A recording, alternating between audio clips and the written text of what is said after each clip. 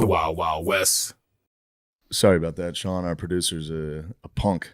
Yeah, he's a young punk, man. He's a young superstar. He thinks he's a hotshot. He got intoxicated and went on Instagram Live this week. Really? Yeah, he made a fool of himself. An absolute fool of himself. He tried to delete it, and I shared it just to teach him a lesson. Yeah, I regret it very much. What did you do exactly? I just Not exactly. Don't say exactly what you did. I got really drunk and opened up Instagram Live and played Lakeshore Drive. Do you know that song, Lakeshore Drive? Yeah. It's very good. And I listened to that, and I just wanted to share a moment with everybody, and I regret it very much. You should. Well, you learned. And That's good. Thanks, guys. It'll go away. It'll never. Yeah, it's not forever, so that's good. Well, thanks for coming here and doing this. I'm honored to be here. Please, we're honored. For real, I've been really happy about this. So it's just pumping me up.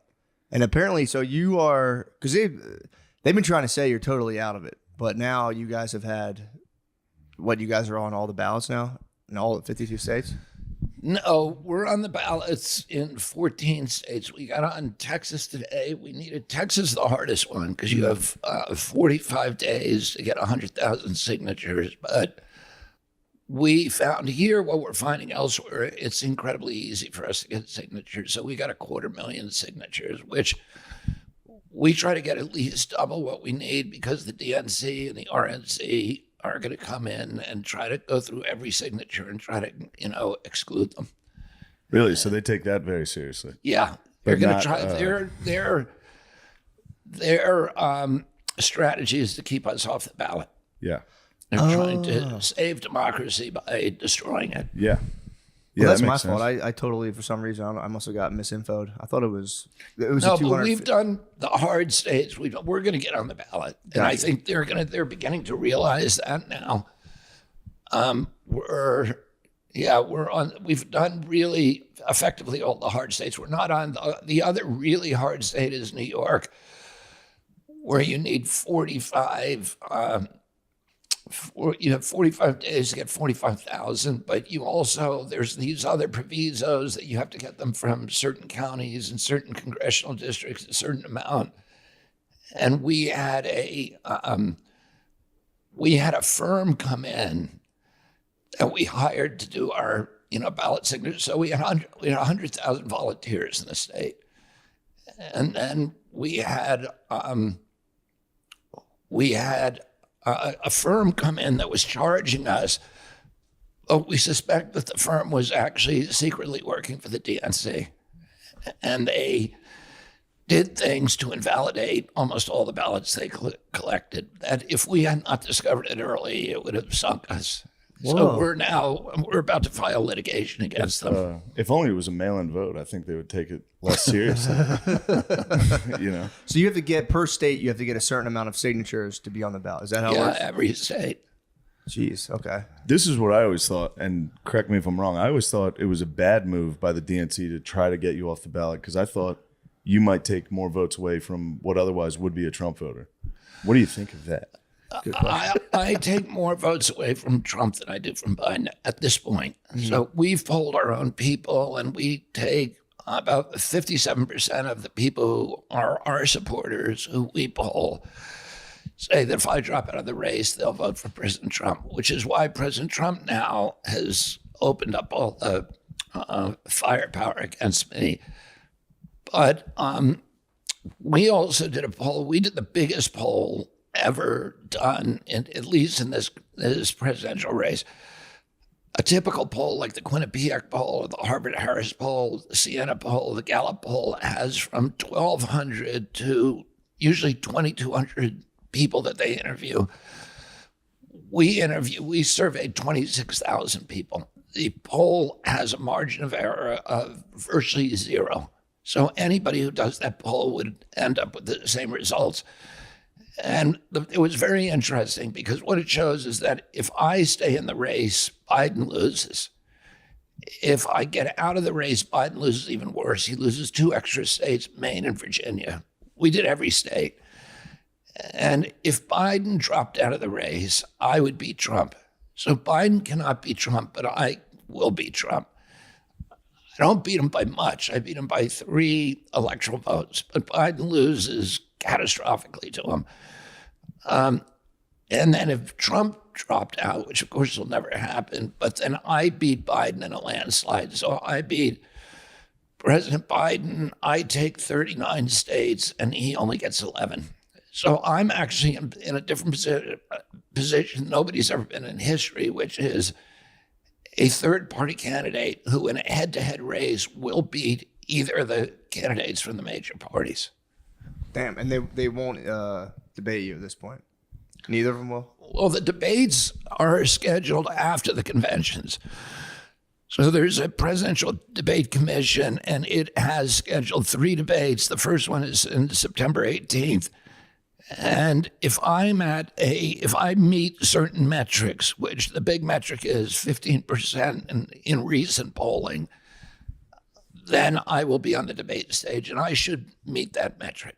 So they should have to debate me. I mean, they should debate me anyway because of because my favorability ratings are better in every poll. My favorability ratings are better than either President Biden or President Trump. So if they want to do the right thing, they would debate me.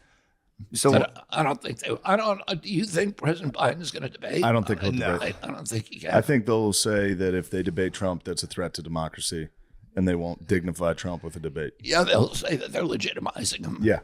yeah, Which is weird since he's already been president. he's a criminal though. Yeah, he's going to jail. But so how do you deal with because you get crushed all the time in the media for just I followed it from a long time for they were saying you communicate with your dead ancestors, which every different thing I've seen, if you read it for 2 seconds, it's you're talking about a meditative exercise. That if anyone else said it, it'd be oh, that's actually really nice. So how do you, what are some of the weirdest characterizations or whatever you've had? And how do you deal with that? Well, they've applied everything to me. I mean, anti-Semitic, racist, talks of my dead ancestors, anti-vax, anti-science. I mean, we should make a list of them.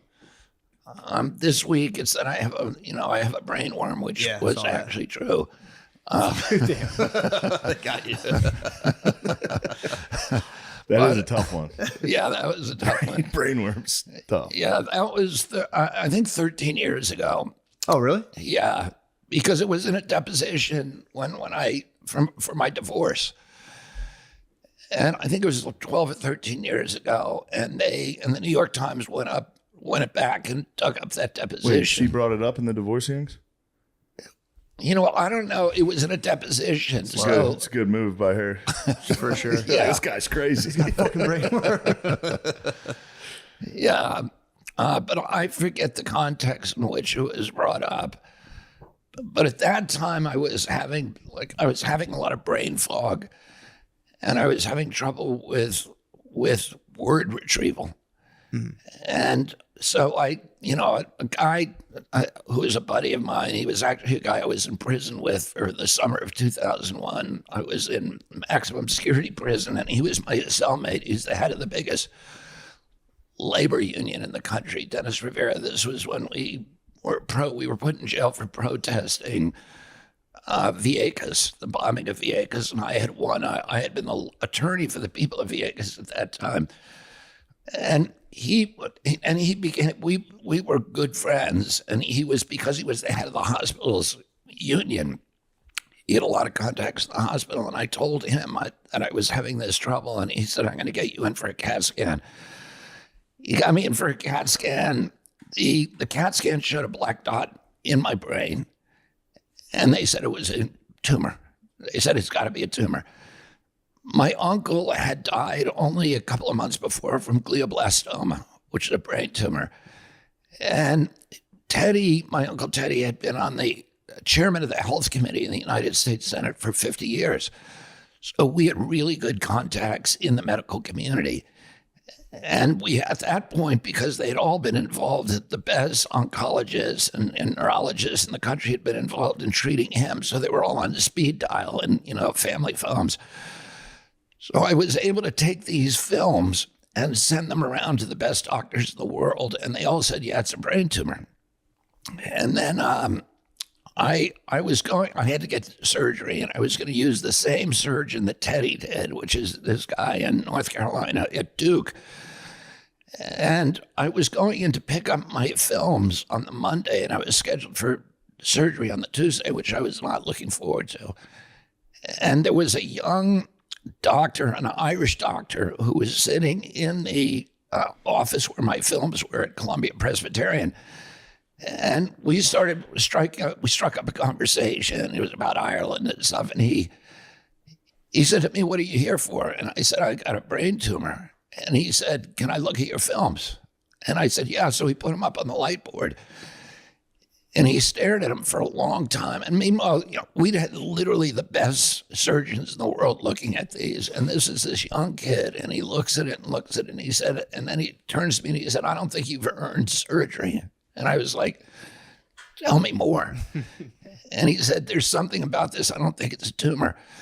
He said, "What you should do is measure it really precisely, and then 6 weeks later measure it again. If it's a tumor, it'll grow. If it's not a tumor, it's something else." So I went back every 6 weeks for the next 6 months, and it never grew. And then at the end, he said, "It's probably this thing called neurocystic sarcosis, which is like a form of a tapeworm that gets in your brain." He said, "It's dead. It's not in there, or you'd see it." But apparently it's very common in India, and I had traveled a lot in India, because of my work. It's also common in the hog industry, and I had been suing the hog farms for 10 years. Pig soon. So I don't know exactly where I got it, but anyway, What it's dead. what part of your brain was it in? It was on my left side in the front. Okay, so I think Well, that I don't part know. it's not super important from what I know about brains. Front is important, and like the bottom, pretty important. Sides are just like memory and And the worm- balance. You don't need that. You don't need that. The worm was, you couldn't remember words. It was eating the words. What was this, a bookworm? No. I don't actually think the worm was causing me I any sat on problem. that for 5 minutes. Pause. So that was the theory, though. I don't think it was. Because at the same time, I found out that I had huge mercury levels. So I had 10 times the amount of mercury that EPA considers safe. When I chelated out the mercury, all my cognitive issues were resolved. And so I don't even think that the brainworm, I don't know what the brainworm did. A doctor told me at one point, he said, you could lose 10 IQ points and you'll never know it. True. He said, even people around you won't really notice it. So I don't know, do you think you're as smart today as you were when you were a kid? I don't know. I can't tell. I think I'm smarter, but I might. You've gotten smarter. I got Audible. Audible helped me a lot. I was pretty dumb. Now I've gotten significantly Yeah, dumber. Audible is good. Audible is good. You think you've gotten smarter? No, I've gotten dumber. Yeah. Yeah, Is that from the drinking? And Yeah, probably alcohol, lack of sleep for a long time. Stress. That'll do it. Stress. It's incredible. Well, stress. I know this, that my kids seem a lot smarter than I was, and they think they're smarter than I was. So, Yeah, they have the leg up though. They get, they have the benefit of how smart you are. Then you raise them with your level of smartness, so they get, more smartness. I went to school for psychology for a year. Well, here's a question. This always kind of cracks me up, but because I'm like been fascinated with like how you're portrayed and all this stuff. And the thing that really kind of cracks me up is when people are like, "Oh, like you're coming on these positions, you're grifting, you're trying to get supporters," but then the things they're hitting you for, like again, vaccines, wildlife preservation. It's like if you were truly grifting, I feel like you would just be like, "We got to fund Ukraine. We need more vaccines." Like you could rise to the top of the Democratic Party tomorrow, I guess, if you were like, "I love Ukraine. We got to fund the war. We got to do this. We got to do that." And then you get accused of like when I took grifting my on position fringe on stuff. when I took my position on Ukraine, which was the beginning of the campaign, it was 86% of Americans supported the war in Ukraine. So it was not like a proper position. Yeah. People recently started saying this about me because my official position changed on the abortion issue. And so they said, well, he flip-flopped on that. But, I don't think anybody really seriously accuse me of being a flip-flopper for the reason that you say, that I've taken very, very unpopular positions and stuck with them. And what I say is, there's no way that you can change my mind by calling me names or by criticizing me or by marginalizing or vilifying me. You can always change my mind with facts. If you tell me I'm wrong about it, show me that I'm wrong about something, about one of my presumptions, I'm going to change my mind. And that's what happened with the abortion thing. So, my position on abortion was that it should always be a woman's choice, right up to the very end. And my assumption was that any abortion that occurs during the, ninth month, you're basically killing a child, right? My presumption was that no woman's going to deliberately carry a child for 9 months and then 2 days before it's born abort it. Who would do that? So it could only be in instances where the mother's life was at stake, or there was some other, overwhelming medical issue involved.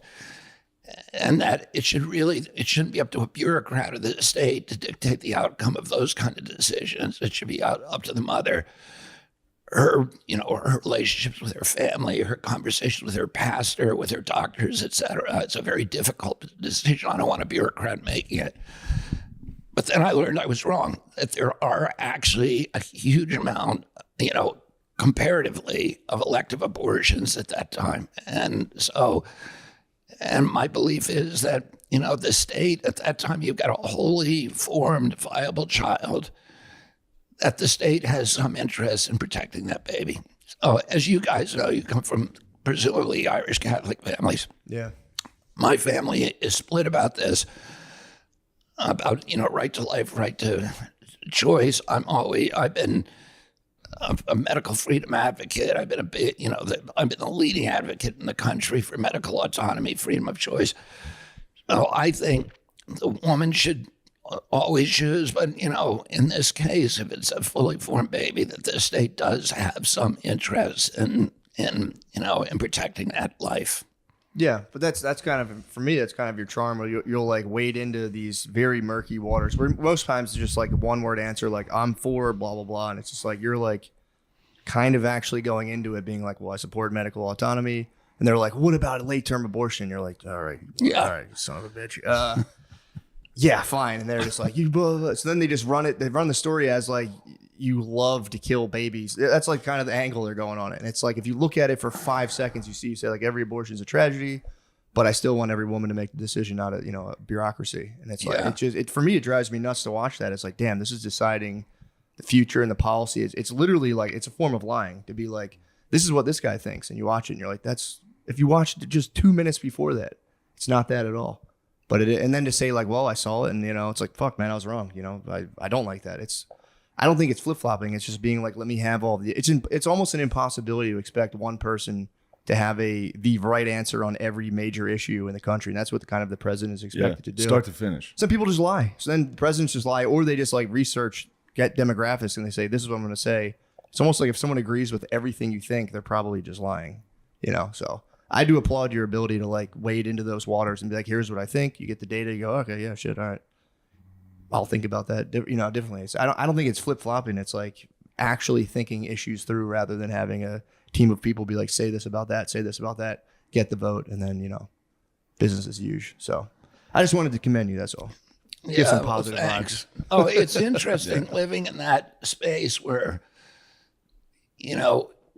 where I'm getting incoming from both sides and just and tremendous anger and from people, and particularly from people that I, knew that I was allied with for many years, and then how to deal with, to internalize that, that kind of criticism. It's easy to deal with it from the outside because it's kind of formulaic about how do I counter this, but it's been interesting, and actually it's been an important experience for me to be in a world where I'm very isolated and where nobody believes you, and and to be able to find my own resources and say, it's not important what people think of me. It's not my business what other people think of me. My job is to do what I believe is right, and then leave the outcome in God's hands, and to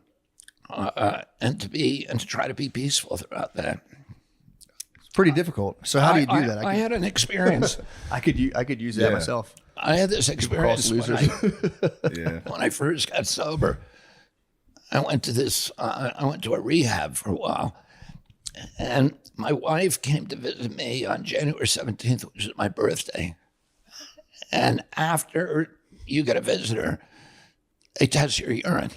And I got a urine test, and it came back positive for alcohol, and not just a little alcohol, but like me walking drunk, Like Gardini Instagram Live. Yeah, exactly. What happened? And then, so they shut down. Good time, dude. Chill. The golden shower. They shut down the unit. So nobody could go out. Nobody could have visitors. They couldn't go to the gym. And then they sit in a circle and try to get me to admit that I had drank, but I hadn't drank. So the next day, so they had just like a marathon meeting, and I just said I didn't do it. The next day, they tested me again. I came back positive again. So then they went in and they took away everybody's perfume and their hairspray and anything that might have alcohol. And they were trying to figure out where is he getting that alcohol. And that happened for 13 days in a row. And at one point, I said to them, put me on suicide watch, because there was a glass box, where they can put you and observe you 24 hours. I said, put me on that so everybody knows what I'm doing. And then test me. And they said, no. You just got hammered in the glass. So they didn't put you in there. They just said, we don't know how you're doing it. The doctor said to me, 5 years from now, you'll come back. If you're still alive, you'll come back and tell us how you did it. And they asked me to leave. And I called up my brother and I said to him, here's what's happening. And he said, you just need to come clean and tell the truth. And then I called up an uncle and he said the same thing. Oh, no. So I was like feeling, okay, there's nobody in the world who believes me right now, but I'm telling the truth. And I just started laughing, and I was talking to God, and I was saying, it's between you and me, and that's all that matters. The only thing that matters is my integrity, and I have to be happy with that. And that incident just taught me a lesson that, what other people think of me is not my business. It's not my concern. What my concern with is if I have personal integrity, if I'm living a life of integrity, of character, and then we're all in the middle of a dream. We're all in the middle of an adventure. And ultimately, it's God's decision about how it turns out. Nice. It's respectable. So okay, I have another question. So with all are you familiar with like the deaths of despair and all the people who are like just either killing themselves, overdosing, that whole phenomenon of like the nihilism and how it's kind of spreading? So, and this is just from like me watching you strike me as like a president who also has a pretty directly spiritual view. It's not like dogmatically religious from what I can tell. It's more so like you seem to have like a direct connection with like a higher power from, I guess, like recovery and all that stuff. As for being the president, or like as president, what do you think if you were to be elected? What would your role, or like would you take it seriously trying to kind of combat like the pervasive nihilism and how that kind of relates to like the deaths of despair and all the overdoses and stuff? You think that's like an important role, and is that like possible to even speak to? I It's think, not like a policy thing. I think it's absolutely critical, and we have particularly this younger generation of kids, Generation X and millennials, who feel completely disconnected. They're disconnected from any kind of hope for their own lives because they're not going to live the way that our generation lived. They know that. They can't afford a house. The central fulcrum of the American dream for my generation was that if you worked hard, if you played by the rules, you're going to be able to finance a home. You're going to be able to raise a family. You're going to take a summer vacation, and you're going to put something aside for your retirement, all with one job. There's nobody in my kids' generation. I have 7 kids. One of them is in a house. The 6 younger ones, who all have good jobs, all went to great schools, none of them have a hope for getting in a home. So part of it is, and there's this poll that was taken in 2013 where Americans under 18 to 35 were asked, are you proud of the United States of America? 85% said yes. The same poll taken 4 months ago, 18% said yes. So somehow that entire generation in the last 2 presidencies has completely lost faith for their future. And I think that's part of the problem, this detachment. But also, there is the shattering of community bonds that's occurred, where people are being fragmented, they're being alienated, atomized, and a lot of it has to do with social media and the kind of decline of communication, the decline of social relationships, the destruction of Main Street, with the local, all of these little things that bound us to community, nature, the local store, the hardware store, the bookstore, the relationship, the Boy Scouts, all of the relationships that we had are now that held our country together and that built this idea of community are now being eroded, and we need to build those back. And we build those back by rebuilding our industrial base, by getting people into homes. Because if you're in a home, then you care about your community. You go to the PTA meetings, you go to you care about your police, your fire protection. You're part of a community. You're part of something bigger than yourself. But also you have equity, so you can borrow money. And if you have an entrepreneurial impulse, you can pursue it. And this generation, part of going from a nation of owners, from an ownership society to a nation of renters, we go from being citizens to being subjects, and they see that happening to themselves. And, all of this alienation and dispossession that you see in that generation is this confluence of economic factors and the social media that are just driving people apart, and all the bonds that once held together are gone. One of the things I'm going to do is start these wellness farms, and that's going to be my big Peace Corps program. Right now, the biggest industry in rural areas is prisons. And I'm going to start building these wellness farms where kids can go and reconnect with the communities, where there's no cell phones, there's no screens, people raise organic food. They can attend if they want 12-step meetings, but it's their recovery areas. People can get off of SSRIs, they can get off of benzos, they can get off of illegal drugs. Go there for as long as they need to go and recover. I went to the model for this place in Italy called San Patrignano's, where they have 2,000 kids, and it's about several thousand acres. They have a vineyard, they have kennels where people learn how to take care of animals for, as part of an employment. They have a bakery that's a prize-winning bakery. They have a winemaking facility that's, produces some of the best wines in Europe.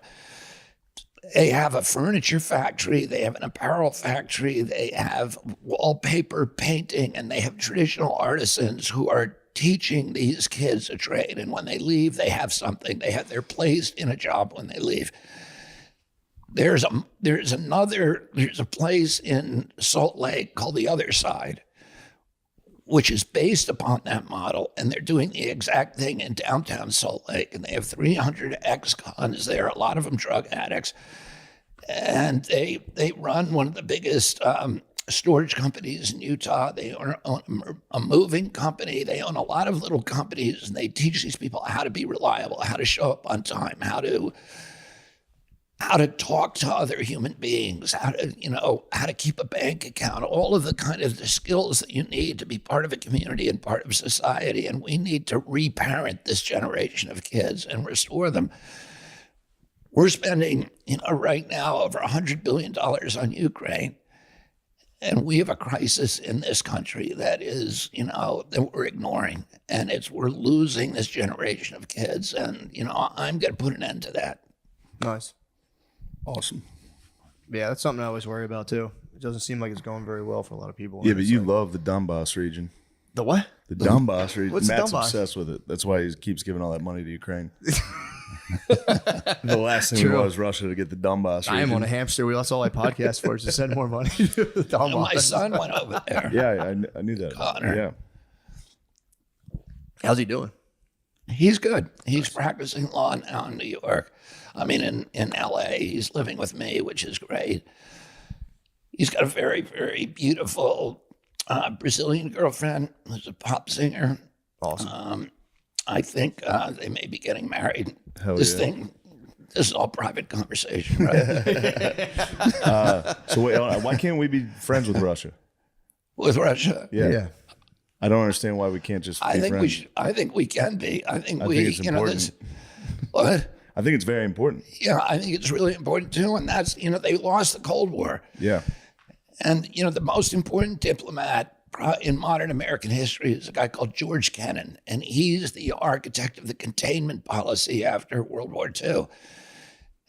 And he said, in 1997, when the Clinton administration began extending NATO to the east, to putting it in all these former Soviet bloc countries, he said, you can't do that. You're treating Russia like the enemy, and it is going to be a self-fulfilling prophecy. You're going to turn them into the enemy, because if you treat them that way, they're going to have to arm and they're going to have to defend themselves.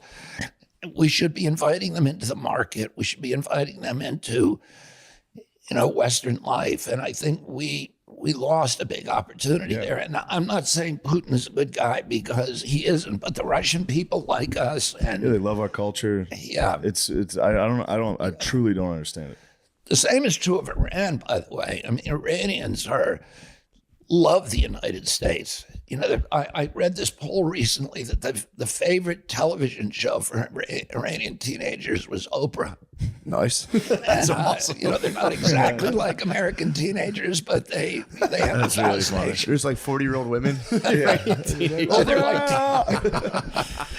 Yeah, it's crazy. It is crazy. Yeah, it's like just open up trade and just be cool. I don't know. Russia for real is like Russia scares me. I've told you, every night I've been listening to this book. It's called A Nuclear War a Scenario. yeah. It's terrifying. It's the scariest book I've ever read, and it's like, Yeah, why are we messing around? why are we even coming close to the idea of this? It's the end of the world. And people assume that we've got the best nuclear arsenal in the world, and the Russians do. Yeah, I think they've got 2,500 more weapons than we do. But they have much better weapons. They have better defensive The weapons. thing that's really scary about the book is it talks about Russia's like Tundra, their early weapons, what's that, like early detection technology is like kind of subpar. So if we just launch any missiles, they have no idea. And they're like, that could be 100 missiles. It could be at Russia. We have to preemptively strike. oh no. It's a nightmare. And I don't know. But they As got a the best nightmare, nukes. and we They have have, the most, yeah. if they do launch, or if there is a mistaken launch. Yeah. Oh Jesus. This one, Amaryllis, who's my daughter-in-law who runs my campaign, she was a CIA agent for many years. But she says, if that's at 3:00 in the morning and President Biden, they wake him up and he has 7 minutes to make the call. And he's got That's all I've been thinking about the whole book. For real. he's got 6 guys pushing him through a tunnel at full speed. And he has to make, he's And the one. during that period, while he's still running through the tunnel, he has to make the call: do you fire back or not? Do you end the entire world or not? Yeah. It's That's terrible. It's so scary, dude. The book's so scary. I didn't even think about accidents. Yeah, I mean, that happened once. It happened in the Soviet Union. I think it's like in the 80s. This Russian guy, the Soviet guy, saw it was a radar malfunction, and he was like, America launched. And I guess it was only 10 missiles. And he was like, it would be more than that if they really wanted to do it. I'm not going to tell anyone. And he was right. There was no actual Did he launch. get court-martialed or something? I'm not sure. I think he eventually One of got... those guys got court-martialed. He got considered, yeah, his nickname's like the guy who saved the planet. Because he did. Because Just by his being like, real "Yeah." job was to say, yes, they launched. And he was like, I don't know. this is like a big responsibility to end the world right now or not. Whoa. Yeah. It's very scary. Yeah, that's And terrifying. I never thought that. It reminds me of that Trump speech. He was like, "It's the N-word." You ever see that? Yeah. It's one of the funniest speeches. What is it? He's doing a rally and he's like, I guess Trump he came to the conclusion that it's very serious to even discuss nuclear weapons. And he's giving a rally and he's like, there's a new N-word. And everyone's like, Jesus Christ, dude. And he's like, no, not the other one. It's like, God damn it, dude. You know, I don't know. I think it was 2 years ago. Your producer will probably be on top of this. He's looking at girls on Instagram. Where Hawaii Yeah. got I that remember notice. that. Yeah. Oh, yeah. I remember that there had been a launch that there was incoming and everybody should run into their bomb shelters, Yeah. which Which will do nothing. Yeah. God damn. Yeah, that's kind of terrifying. But now, too, if we're friends with Russia, they might be like, you just like me because of my nukes. True. You know? is what They might just be like, you just like me because of my nukes. Russia might just be kind of like, It is true, though. You don't even we really have to like like me. them. If they didn't have nukes, we wouldn't have to like them. But it's important we like them. Yeah, that's what I worry about. I worry about the organization of the world at like the That's- highest of levels. It seems kind of terrifying. That's what I hated about like when Trump went to North Korea and was becoming close with Putin and all that. It's like don't try to divide. Like that's good. I don't care. That's good. That's better than them having animosity towards He should us. be a permanent diplomat to totalitarian. Apparently people like him. Yeah, he's great at it. If elected, will you send him to North Korea? yeah. Yeah. He needs Good to be. idea. Yeah. He needs to be friends over there. Send him and Rodman. True. Ever experienced the agony of harsh smoke, throat burning, or coughing attacks when smoking cannabis? The struggle is real, but the solution is chili. That's right. I'm talking about the smoothest way to light up, and that's with Freeze Pipe. Freeze Pipe makes a unique line of freezable pipes, bubblers, and bongs that are 80% colder than using ice cubes to chill smoke. The magic is in freezable glycerin chambers that come on every piece. Simply pop the chamber in the freezer. What? I read it every week. Don't laugh. I'm sorry. We're in the middle of a presidential Simply interview. pop the chamber in the freezer for 1 hour, and the smoke passes through. It's instantly chilled by over 300 degrees, so every puff arrives ice cold and cough free. That's nice. It does, dude. They work. That's all I can say. I've done it. They're fantastic. American owned and with over 100,000 happy customers, Freeze Pipe uses the thickest glass and market leading glycerin chambers for a smoother experience you have to feel to believe. Ditch harsh smoke forever by visiting thefreezepipe.com. Use code DRENCHED for 10% off your order. That's thefreezepipe.com and code DRENCHED for 10% off. Shop today for free shipping and smoke like royalty without paying a king's ransom. That's nice. Yeah, that's important. It's also funny. This is in the middle of an RFK interview. I know. I was thinking that. Let's take a break from talking to a presidential candidate and let's talk about Prize Picks. Prize Picks is America's #1 fantasy sports app with more than 5 million members. It is the most fun and exciting way to get in on the action. Oh, I thought you were laughing about something. No. While you watch your favorite sports and players, you just pick more or less on 2 or more player stats for a shot to win up to 100 times your cash. Testing my skills on Prize Picks this playoff basketball season is the most simple way to get in on the action. You just select 2 or more players, pick more or less on their projected stats, and submit your lineup. Prize Picks offers injury insurance so that your lineups they stay in play even if one of your players gets injured this basketball season. That's nice. Yeah, that is. If you have a player who exits the game in the first half and does not return in the second, Prize Picks will have your back and not count that as a loss. Hell yeah. Personal endorsement. I love it. You got any more picks? You nailed it. I mean, I nailed it last week with DiVincenzo, but Kyrie's at 22.5. Luka's at 28. I go Kyrie. No, you mean Above, More. more. My bad. Can't say that. More. more. I go more. You're going more on Kyrie? Yeah. They're Go playing, more. who are they playing? OKC, that's right. What's Gillis Alexander at? Is he on there? Don't be sorry, Sean. Yeah, check it out, man. Jesus Christ. They do points, rebounds, and assists, and it's 44.5. That's pretty good. Can I take the line? combined. Can I go I'm some going to more go or less? Gilgis. I'm going Gilgis. Gilgis. More. More. Nice. What All about right. rebounds? Can I do something else on rebounds? Yeah, you totally. It combines them. So you're taking Kyrie. Oh, wait. So Kyrie's 22 all combined? No, they do just points as well. Oh, okay. That's the only option Betting they on have some, for or Gil. doing just is more or combined. less is on some bounds would be nice. You can more or less bounce. I want more or less on some bounds. Who you more or less on bounce? Sean Bradley. All right. Kyrie for sure. Download the app today and use code DRENCHED for a first deposit match up to $100. Again, download the Prize Picks app and use code DRENCHED for a first deposit match up to $100. Pick more, pick less. It's that easy. Fantastic. Here we go. Oh, yes. Shout out to our favorite sponsor, True Classic, for making us fellas look and feel good no matter how we move. Elevate your style this summer with True Classic, where timeless pieces meet modern comfort. Our favorite sponsor, True Classic, You have is a here to timeless help. piece. Is here to help you make it a summer to remember in clothes that you will never forget. Say goodbye to old, worn-out tees and hello to True Classic's ultra-comfortable essentials range. From fitted t-shirts, athleisure, jeans, sweaters, outerwear, and more. Make it a True Classic. Whether you're hitting the gym, relaxing at home, or exploring the globe, True Classic has you covered. They've already helped over 2 million men look great in their apparel, and now you can save big while you do so. Dude, honestly, True Classic has been storming my closet, and they might be my favorite tees out of all the tees. True. Hand on the Bible. True. When I put them on, if I closed my eyes and did just like a field test, I've been loving True Classics. Classic. I've been looking for the most comfortable tee, I should say. I almost said most expensive. I'm looking for the most comfortable. And It's going to be important to find a nice and comfortable tee, especially down here in the Texas sun. I've been trying different tees, and they're actually very, very comfortable.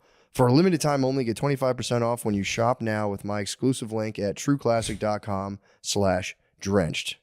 Designed to accentuate your best features, True Classic shirts are tailored for a perfect fit, snug in the arms and chest, with just the right amount of room in the midsection. The best part is that True Classic sells premium products at an affordable price. You can get their best-selling t-shirts, hoodies, jeans, and more in 3, 6, and 9 packs. Looking to dress up? Explore the short-sleeve button-ups for a relaxed yet polished summer look. Pair them with True Classic's authentic jeans for a laid-back vibe that never goes out of style. So if you're ready to upgrade your closet, shop now with my exclusive link at trueclassic.com/MSSP and save up to 25% off your first order. Discover the perfect blend of summer vibes and timeless elegance with True Classic. Shop now and elevate your summer wardrobe with ease. Please elevate your summer wardrobe.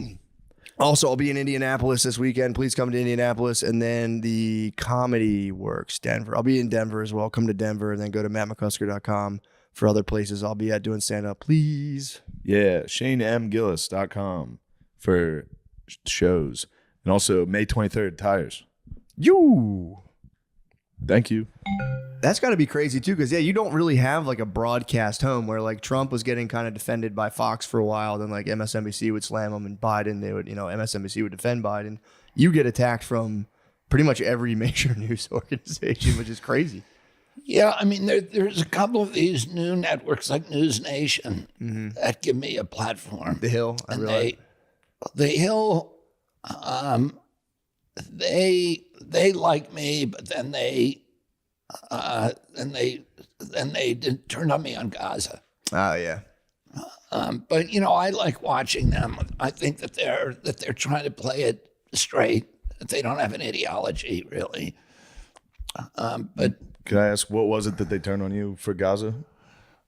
well, they the woman who's on that show, Brianna, who was I think she was Bernie's press secretary, and she feels like she accepts the narrative that Israel. My understanding is that Israel has no legitimacy in the region, and that it doesn't have a right to defend itself, and that the war is in Gaza is sort of a war of aggression by Israel, and that they should be out. Right. Yeah, you caught a lot of heat about the Israel stuff. Again, Yeah. which goes to the, if you wanted to just read the room and just do the talking points, you could just be like, bam, bam, bam, Yeah. and get out and be the man. That's a tough one. There's no real talking points on Israel. Yeah. But if you were younger It's voters, two like clashing narratives, but yeah. the younger voters, the people of the anti-war movement, the left wing of the Democratic Party that was kind of starting to lean toward me, a lot of those people are believe that they're helping Palestine by supporting Hamas, which I don't think is a good way to look at it. I think you have to separate Hamas from Palestinians. I consider myself extremely pro-Palestinian, and I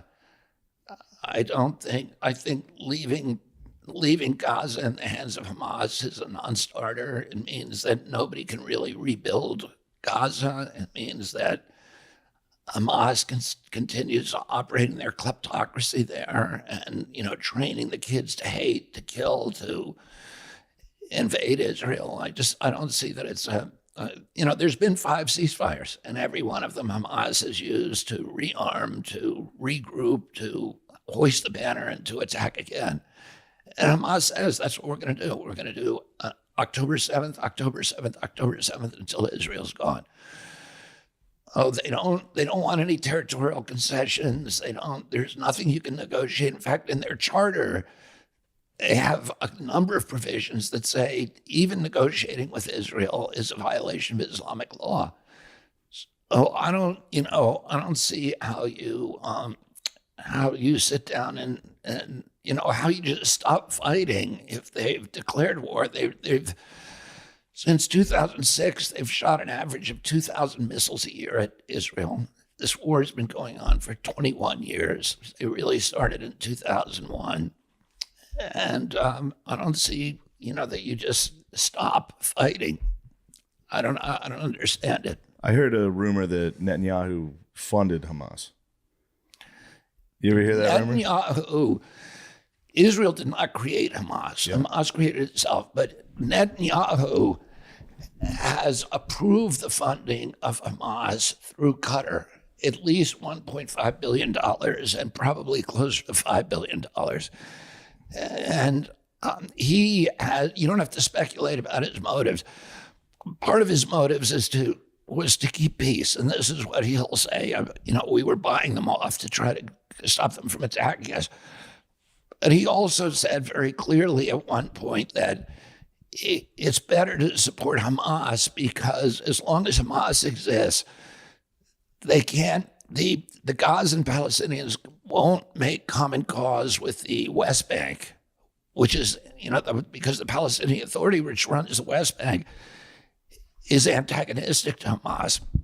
And to keep them apart assures that there won't be a two-state solution. So I think Netanyahu was, part of his motive was to sabotage a two-state solution. And people say, okay, well, that was what he was doing, and therefore we should condemn all of Israel. But, he's one guy. Yeah. And, when George Bush and Dick Cheney were running this country, they did some pretty sketchy stuff, including invade a country that did nothing to us. Yeah. And destroy it. And yet, we don't all hate America and say that we have no right to exist. Fair point. That's a pretty fair point. Yeah, it's one of those things I always try to read about it, and no matter what I read, it's like swayed one way or the other deeply, and you're like, they get me all the time. But I know a lot of the independent younger YouTubers are pro-Palestine. But the Dave Smith had a good one. Our friend Dave Smith, he's a libertarian Jewish man. Oh, I know Dave Smith. I debated him. Right. I did an hour debate with him on Palestine. He had a good tweet about it the other day about how the media now, like the media allowed, like the BLM, the protests that they got pretty wild. They were all supporting that, but the second college students almost entirely peacefully protesting Israel, they are condemning across the board almost. And he was like, the reason it's simple is because the BLM protests made Trump look bad. The Palestine-Israel conflict makes Biden look bad. And that's why the media is clearly, I don't know, I thought that was interesting. I don't think I have a question there, but. No, it was a good point. Yeah. Yeah, I mean, right? I think. Yeah, no, I read the same thing. I liked it too. Yeah. No, I liked it too. And it is true. It is kind of not. What do you think of that? I mean, I think people should be able to peacefully protest. And, that's part of the right of being an American. So, when, at some point, as though those protests become across the line, if you block students from going to class, if you block Jewish students from going to class, if you're occupying buildings, if you're trespassing, the university has a right to, to discipline you. The rights are very different if you're on a state school campus, because the state really should not be censoring anybody on the First Amendment. But if you're in a private school campus and you have community guidelines that protect, for example, non-white students, the same protection should be given to Jewish students. Yeah, it sucks because the thing they do that I don't like with the Israel debates, if you're like, I don't like what Israel's doing in this case, or like you're anti-Semitic, you hate the Jews, and it's like, dude, I truly don't.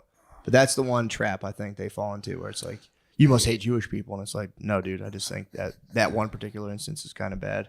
So yeah, it's tough. I feel like Israel is a democracy. It's the only democracy in the Mideast, and that part of the duty of living in a democracy is that you criticize your own government, and that we all have I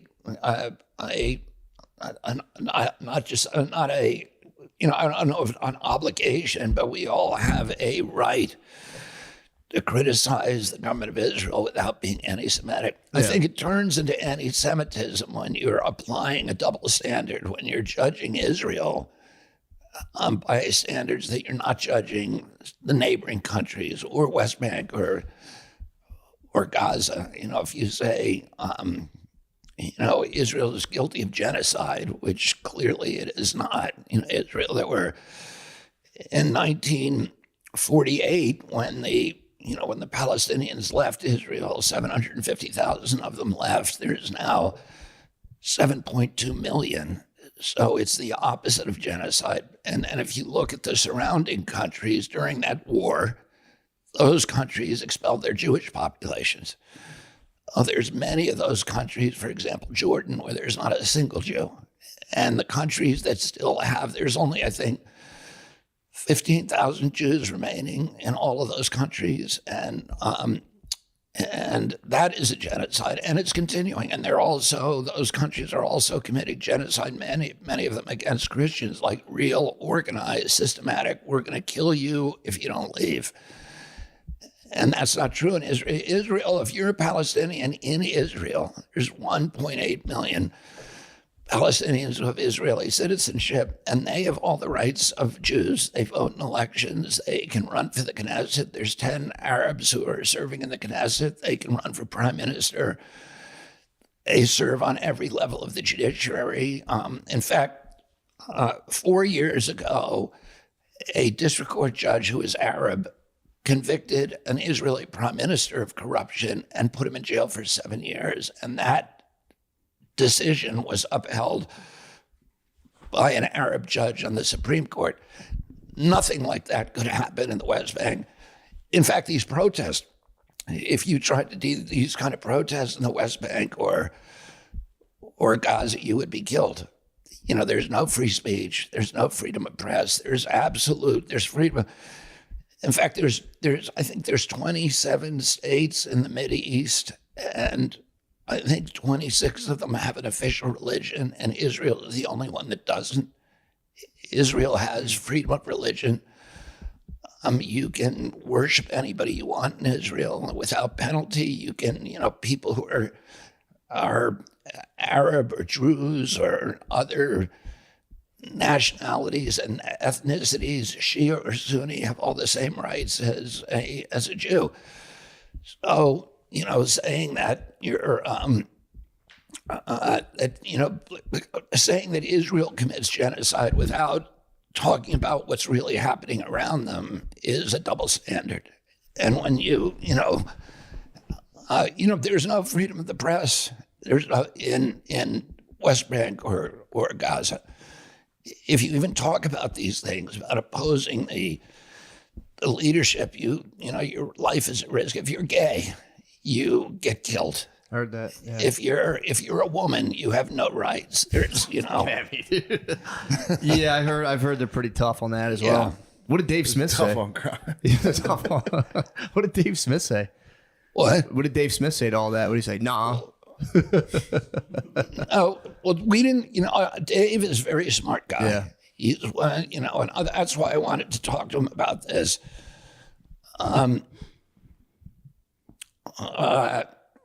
Because, I wanted to talk to them. I think he's probably the smartest guy out there on that, from that point of view. Oh, he avoided a lot of these. Our conversation avoided a lot of those issues. And I think it was much narrower conversation. I think. Yeah, those debates spin off into like in 1942, the jurors, blah, blah, blah, and they did this and the battle of blah, blah, blah. And like, I don't even know what you're talking about. Yeah. But yeah, they should really, put that into more of a ceasefire. But it is tough because, it's hard to talk about the issue without talking about the history. Yeah. Because it goes, there's kind of an assumption that Israel is not a legitimate country somehow. And that all of those countries were created by the British and the French after World War I when they cut up the Ottoman Empire. And Woodrow Wilson had said to them, I will only participate in this war if the people who are living in those countries get to govern those countries. So Britain was given the leadership over the administration of the Palestinian Mandate, which was Palestine, which was one of the bigger chunks of the Ottoman Empire. And Britain made a decision. They actually went and interviewed people, and they interviewed the Jews and the Arab. There was a Jewish population, an Arab population, and the Jews are always been a second-class race. They were called dhimmis since Muhammad conquest. And the Muslim leader, whose name was Mufti al-Husani, said, if this is all our land, there's nothing here for the Jews, and we don't even want a state even a mile wide for Jews. And any Jew that stays here will have second-class citizenship. So the British said the Jews had helped the British in World War I and World War II, and the Arabs had been against them. So, the Jews had taken Israel's promise that we're going to give you your homeland here. They said they were going to give them all of Palestine. Instead, they gave 85% of Palestine to Arabs, and they gave them a little sliver, about 10 to 15%. And so Israel, but all of those nations were created out of whole cloth, and none of them made any sense. I mean, Syria had a Kurdish population in it that was never given a homeland. The Christians were given a homeland in Lebanon because there's a lot of Maronite Christians, so they were given their own homeland. The Jews were given up a small, tiny little homeland in Palestine, which is, where there had been a Jewish presence there for 2,700 years. The Arabs were given most of it. And but there's a feeling among the Arabs that Jews shouldn't have any of it, and that's really what this dispute is about. How could we end it? Nukes. No. Listen, They keep bringing that shit up. I know. The thing is that Israel is at peace with two of its neighbors. When I was growing up, it was inconceivable that Israel would ever have a peace agreement with Jordan or Egypt. And it has peace agreements. Now you have the Abraham Accords that are three more nations that want to make peace with Israel. And it appeared that Saudi Arabia also wants to join the Abraham Accords. And, Saudi Arabia did something really interesting, which is after 9/11, because Saudi Arabia had a very, very radicalized population. And those were the people, I think 26 of the hijackers on 9/11 were Saudis, because they had these this strain of Wahhabism, which is a very radical form of Islam and jihadist form. And the Saudi Arabian government had encouraged it. But after 9/11, they were critiqued all over the world. And they made a decision, we're going to de-radicalize. And they put in place all of these programs to de-radicalize their population, and it worked. And so I think the ultimate solution is economic development. We need, Gaza should be one of the richest, most pleasant places to live in the world. It has miles of white sand beaches. It's the beautiful bluffs. It has the richest agricultural land. It has a foot of topsoil. It's an oasis, so it has abundant fresh water. It has a port that is at the confluence of the Mediterranean Sea and the Suez Canal and all the trade routes from Africa, Mideast, Asia, and Europe. It should be the Singapore of the West. And if you had people who are focused on economic development, this place would be thriving. But instead, all of the money that they get, they steal. The top guy at Hamas, Ismail Haniyeh, has a net worth of $5 billion, which he's stolen every penny of it. His two lieutenants have a net worth collectively of $6 billion. And all the other money they get, they spend building an underground city, 300 miles of tunnel. Imagine the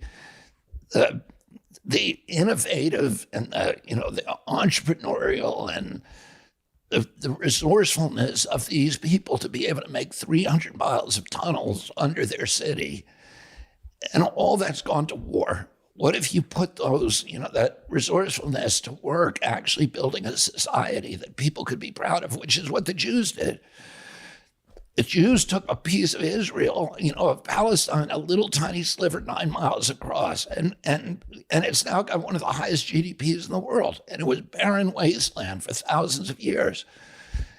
And, the people in Gaza have that capacity. And I think if the world comes together around them and says, we're not going to tolerate Hamas anymore, we're going to create a Marshall Plan so that, you and your children and generations of children can thrive. This is what we did after World War II. The Nazis ran Germany. We denazified them, and now they're the richest country in Europe. And nobody worries about them going to war because we got rid of that ideology. The same thing happened in Japan. It's the richest, Japan, I think, third richest country in the world. So, I think you can de-radicalize them with good leadership. The problem is that, there's some institutions there, including the United Nations, that have actually amplified the problem rather than trying to solve it. That's a good answer. The regime So changes. far, is this your funniest interview that you've ever done? This is good. No, that's good. But the regime changes in Germany and Japan, that was a pretty heavy cost. I mean, we It's gonna be harder to- killed 2 million German civilians. Yeah. It's going to be harder. It's difficult to do that. Well, but it's a much smaller country, right? So, it did come at a heavy cost, but I think to me, you have to get rid of step one is they have to get rid of Hamas, because let's say Israel left right now. Israel left Lebanon, and and Lebanon immediately Hezbollah became the hero and the kind of the world, became 10 times as powerful because it looked like they had defeated Israel militarily. So if Israel leaves right now, it makes Hamas 10 times as powerful, and then they leave an enemy at their border that they know is just rebuilding for the next attack. And that is not going to negotiate with them. It will not be satisfied with any outcome except the annihilation of Israel. So I think you have to get rid of that ideology. And, at the end of World War II, Roosevelt and Churchill met at Casablanca to decide what was going to happen. This was after the Normandy invasion. They knew that they had the capacity then to destroy Germany. And Churchill said, we should not do an unconditional surrender, because if we do that, then every German is going to fight to the death. And Roosevelt said, if we don't do unconditional surrender and we don't denazify Germany, they're going to come back in 10 years and do it again. As soon as they get another generation, they're going to come back. You got to denazify them. Oh, I think the same argument applies to Hamas, is that you got to get rid of them in order to give the Palestinians a chance to really rebuild their country. And then the whole world has to come to their aid. and start, incentivizing economic development rather than, the devotion, the commitment to all of their human and financial resources to a war machine. After World War II, we had between 1944 and 1948, we did the Marshall Plan in Europe, and there were 17 countries in Europe. We rebuilt them all. And we rebuilt them. The amount of money that we gave for the Marshall Plan was $626 per capita, per person in all of those countries over a 4-year period. And in 2023 dollars. So it was $42 at that point. Today it's $626. We've given over the past 20 years $8,600 to every Palestinian. And yet they're worse off than when we found them. Why? Because all that money's been used, either stolen or used to build a war machine. And so, it's just throwing money down a rat hole instead of building a society that makes people proud, that, makes people hopeful about their future, that gives them power in the world and sovereignty over their own destinies. And that's what we need to do for the Palestinian people. Yeah, it's just tough now. Like in World War II, you could people go to war and they'd be like, oh yeah, whatever. It just is what it is. Now with there's footage, there's babies dead. It's all of it can just be spun into just you don't know what. You're seeing it on social media. Yeah, and you're just this is terrible. So like you were saying, if you have to, take military intervention to remove Hamas, Shane's like, yeah, well, you have to kill hundreds of thousands of people. It's I feel like people feel they see the effects of war more acutely now. So it just seems they do a good job of keeping the Ukrainian footage out. Yeah, you don't see that. Yeah, I guess you really don't. But, I think that's interesting. I haven't seen. You don't see any of it at all. Rarely, you see some drone operating footage, but there's really not that much online about what's going on in Ukraine. That's weird. Yeah, compared to Israel Palestine. There's video. They're everywhere. Yeah. Terrible. I don't know. You know what? I mean, there's much worse wars going on right now than Ukraine. Yeah. I mean, I think there's been 300,000 kids killed in Yemen. Yeah.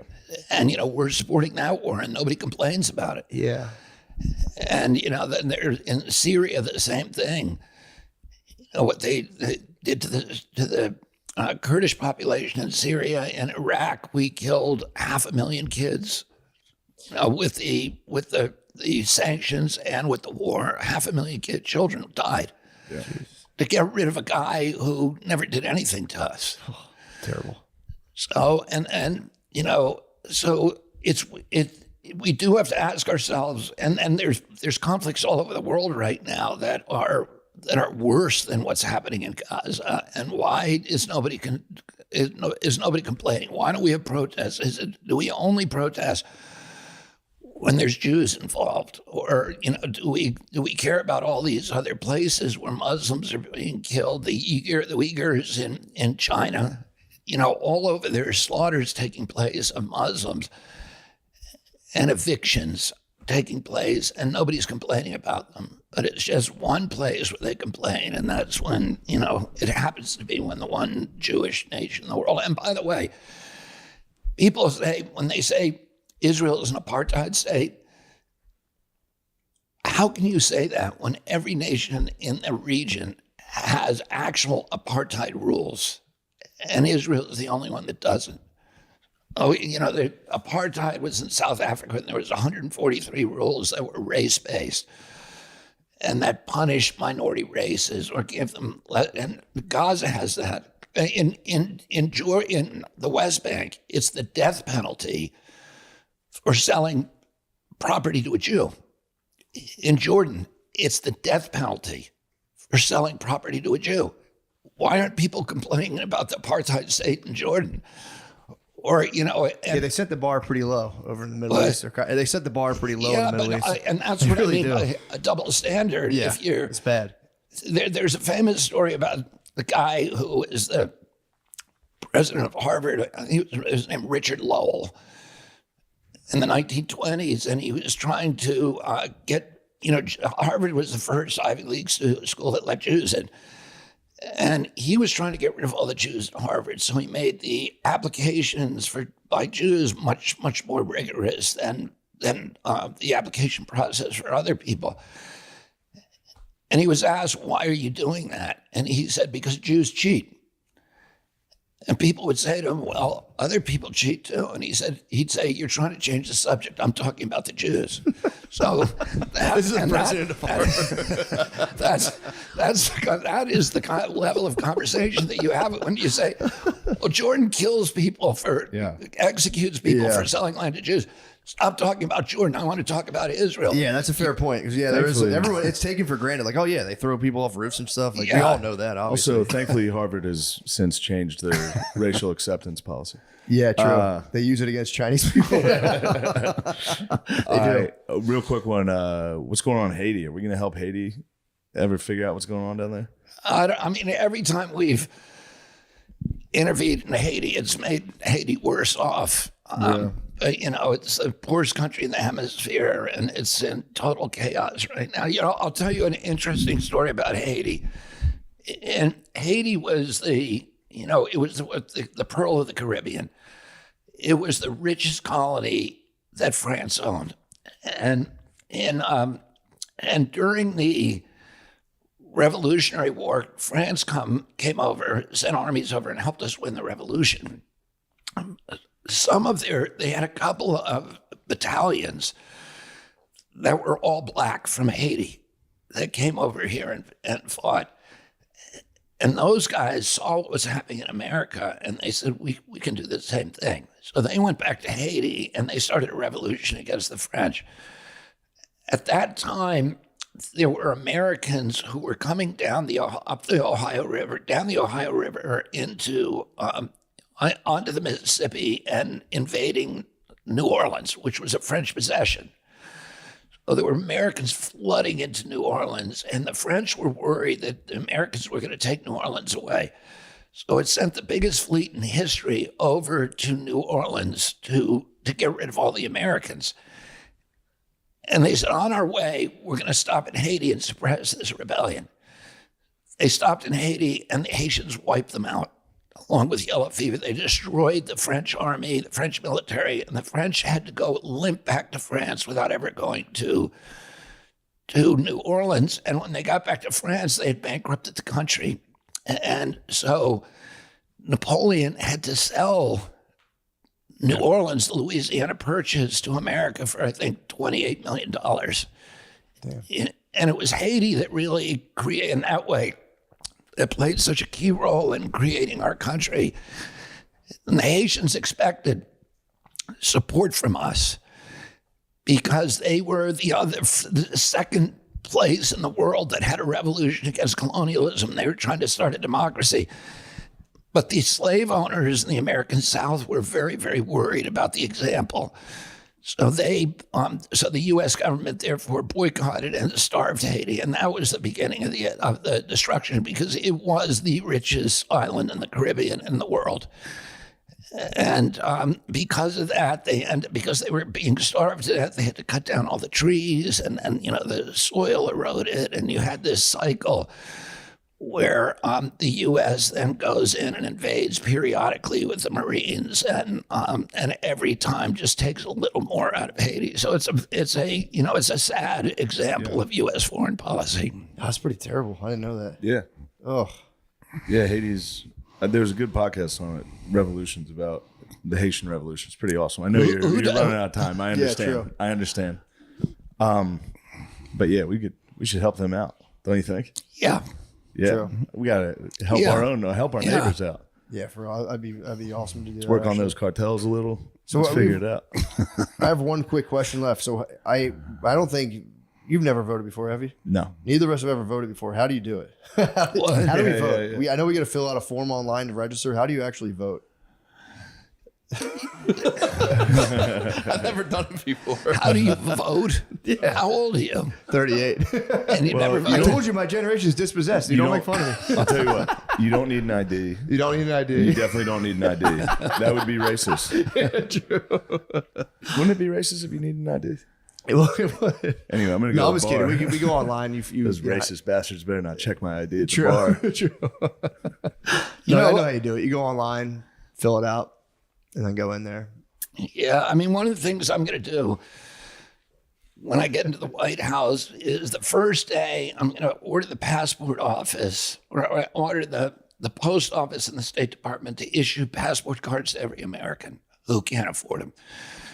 Because right now there's a lot of Americans who don't have ID. They don't have a government issued photo ID. Mainly they're people, they're elderly. They're all Democratic constituency. They're elderly people whose licenses have expired. They're young college students who can't get a license. I mean, who haven't gotten a license yet. Because that whole generation. I mean, the day I was 16th birthday, I had my driver's license. Yeah. And I currently have an expired license, and it's hard to You get. do? It's hard to get an ID in Texas. yeah, You have to sign up like 3 months in advance. yeah, and then it's a nightmare to go forget to to go. DMV. Yeah. Nobody wants to do that. And then there are minorities in cities who don't have driver's license because they don't have a car. So that's why the Democratic Party does not want voter ID at the voting booth. So what I'm going to do is I'm going to say, and nobody wants to go to DMV, but there's 30,000 post offices, and anybody who is a U.S. citizen ought to be able to go there and get a government-issued photo ID. Al Sharpton and Andrew Young have said, if I do that, they will waive any objection to requiring a ID at the voting booth. So that will diffuse this huge tension between Republicans and Democrats. You know, you don't want ID at the voting booth. We do. Obviously, we should have ID. And I understand why the Democrats don't like it because it disenfranchises millions of their voters. We could solve that problem that way. The other thing is, if you don't have a driver's license or a government-issued photo ID, you're a second-class citizen. You can't open a bank account. You can't go to get on an airplane. You can't stay in a hotel. You can't see your kid at school. So it will solve problems for a lot of other people. And then right now it's illegal to employ an illegal alien, an undocumented alien. But people do it anyway because all you have to do is check out a box. It says, I saw their Social Security card. Well, Social Security cards are easily fabricated. They're used on job sites in New York. They're passed hand to hand, so everybody just shows them to the boss, and then they pay them in cash at the end of the day. And nobody ever gets arrested for hiring an undocumented. What I'm going to do is say everybody has to show a government-issued photo ID at a job site, or the employer goes to jail, and that will shut down the border. Because everybody's coming through that border because they want a job. If they know you cannot get a job in the United States unless you have a government-issued photo ID, they're not going to be flocking there anymore. Yeah, it seems like a pretty simple. I don't know. That's crazy. They've never done that before. Never even thought of that either. I was like, well, you just can't get one. Sorry. Yeah. Just print them out. It's a good idea. I think we have to wrap it up. Thank you very much. This was Thank you so much. Shane, Matt, thank you so much for having me. I'm sorry I wasn't a funnier. No, you're that's great. okay. Yes. Yeah, No, dude, it was you were great. That was awesome. Thank you so much. Thank you.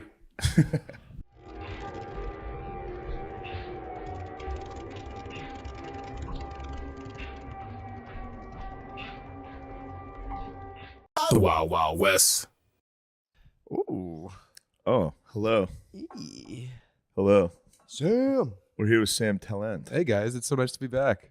It's good to be here. Yeah. Good to have you. Dude, it's nice to actually hang out with the boys. Yeah. Instead of just pop in, shake hands, blow a kiss. You know, yesterday was so nice. Yesterday was a good day. Yeah. That was fun. Kids are a lot.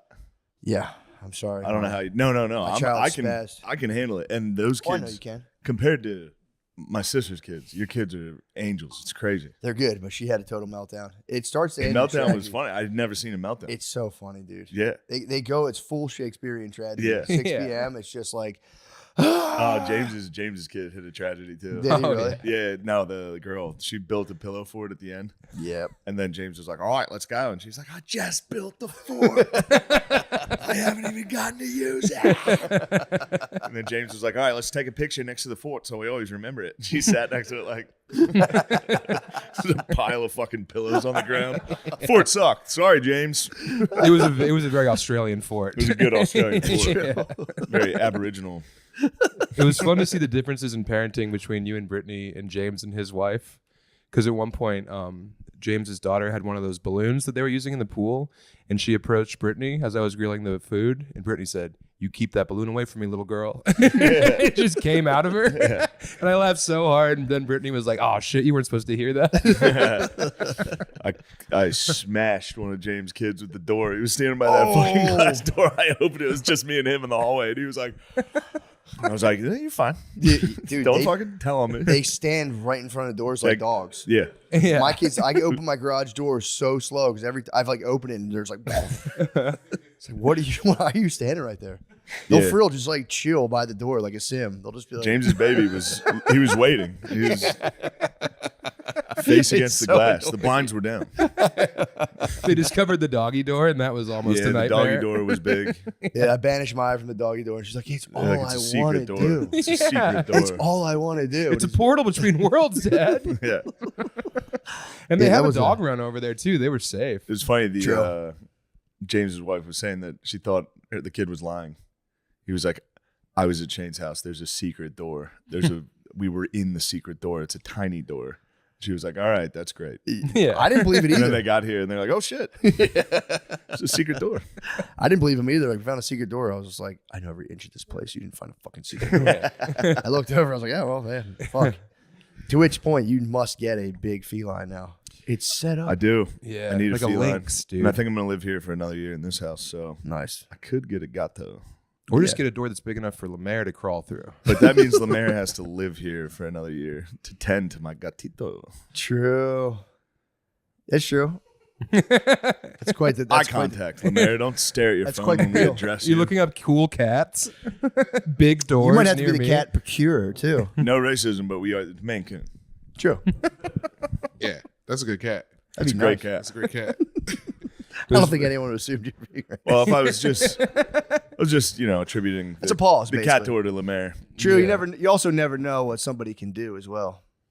Online, people can. You could say anything on a podcast. They've done it before. Yeah. Everything. I've never said anything bad. It's fucking AI. They just make up bullshit. It was funny. You had the hose in the pool cleaner, and I held up James's like 1-year-old baby. It's for you to spray it in the belly. You just hit him in Throw the it face. right in the face. It's like, oh. That baby had to be like, well, who's this huge man? Oh, I'm up here. Ah! Yeah, spraying the kids was great. It was a good day. It was a great That day. pool cleaner hose is That thing's a problem. vicious, bro. That thing's a It problem. sucks. Thing And I bumped me. just discovered why my water bill was $2,000.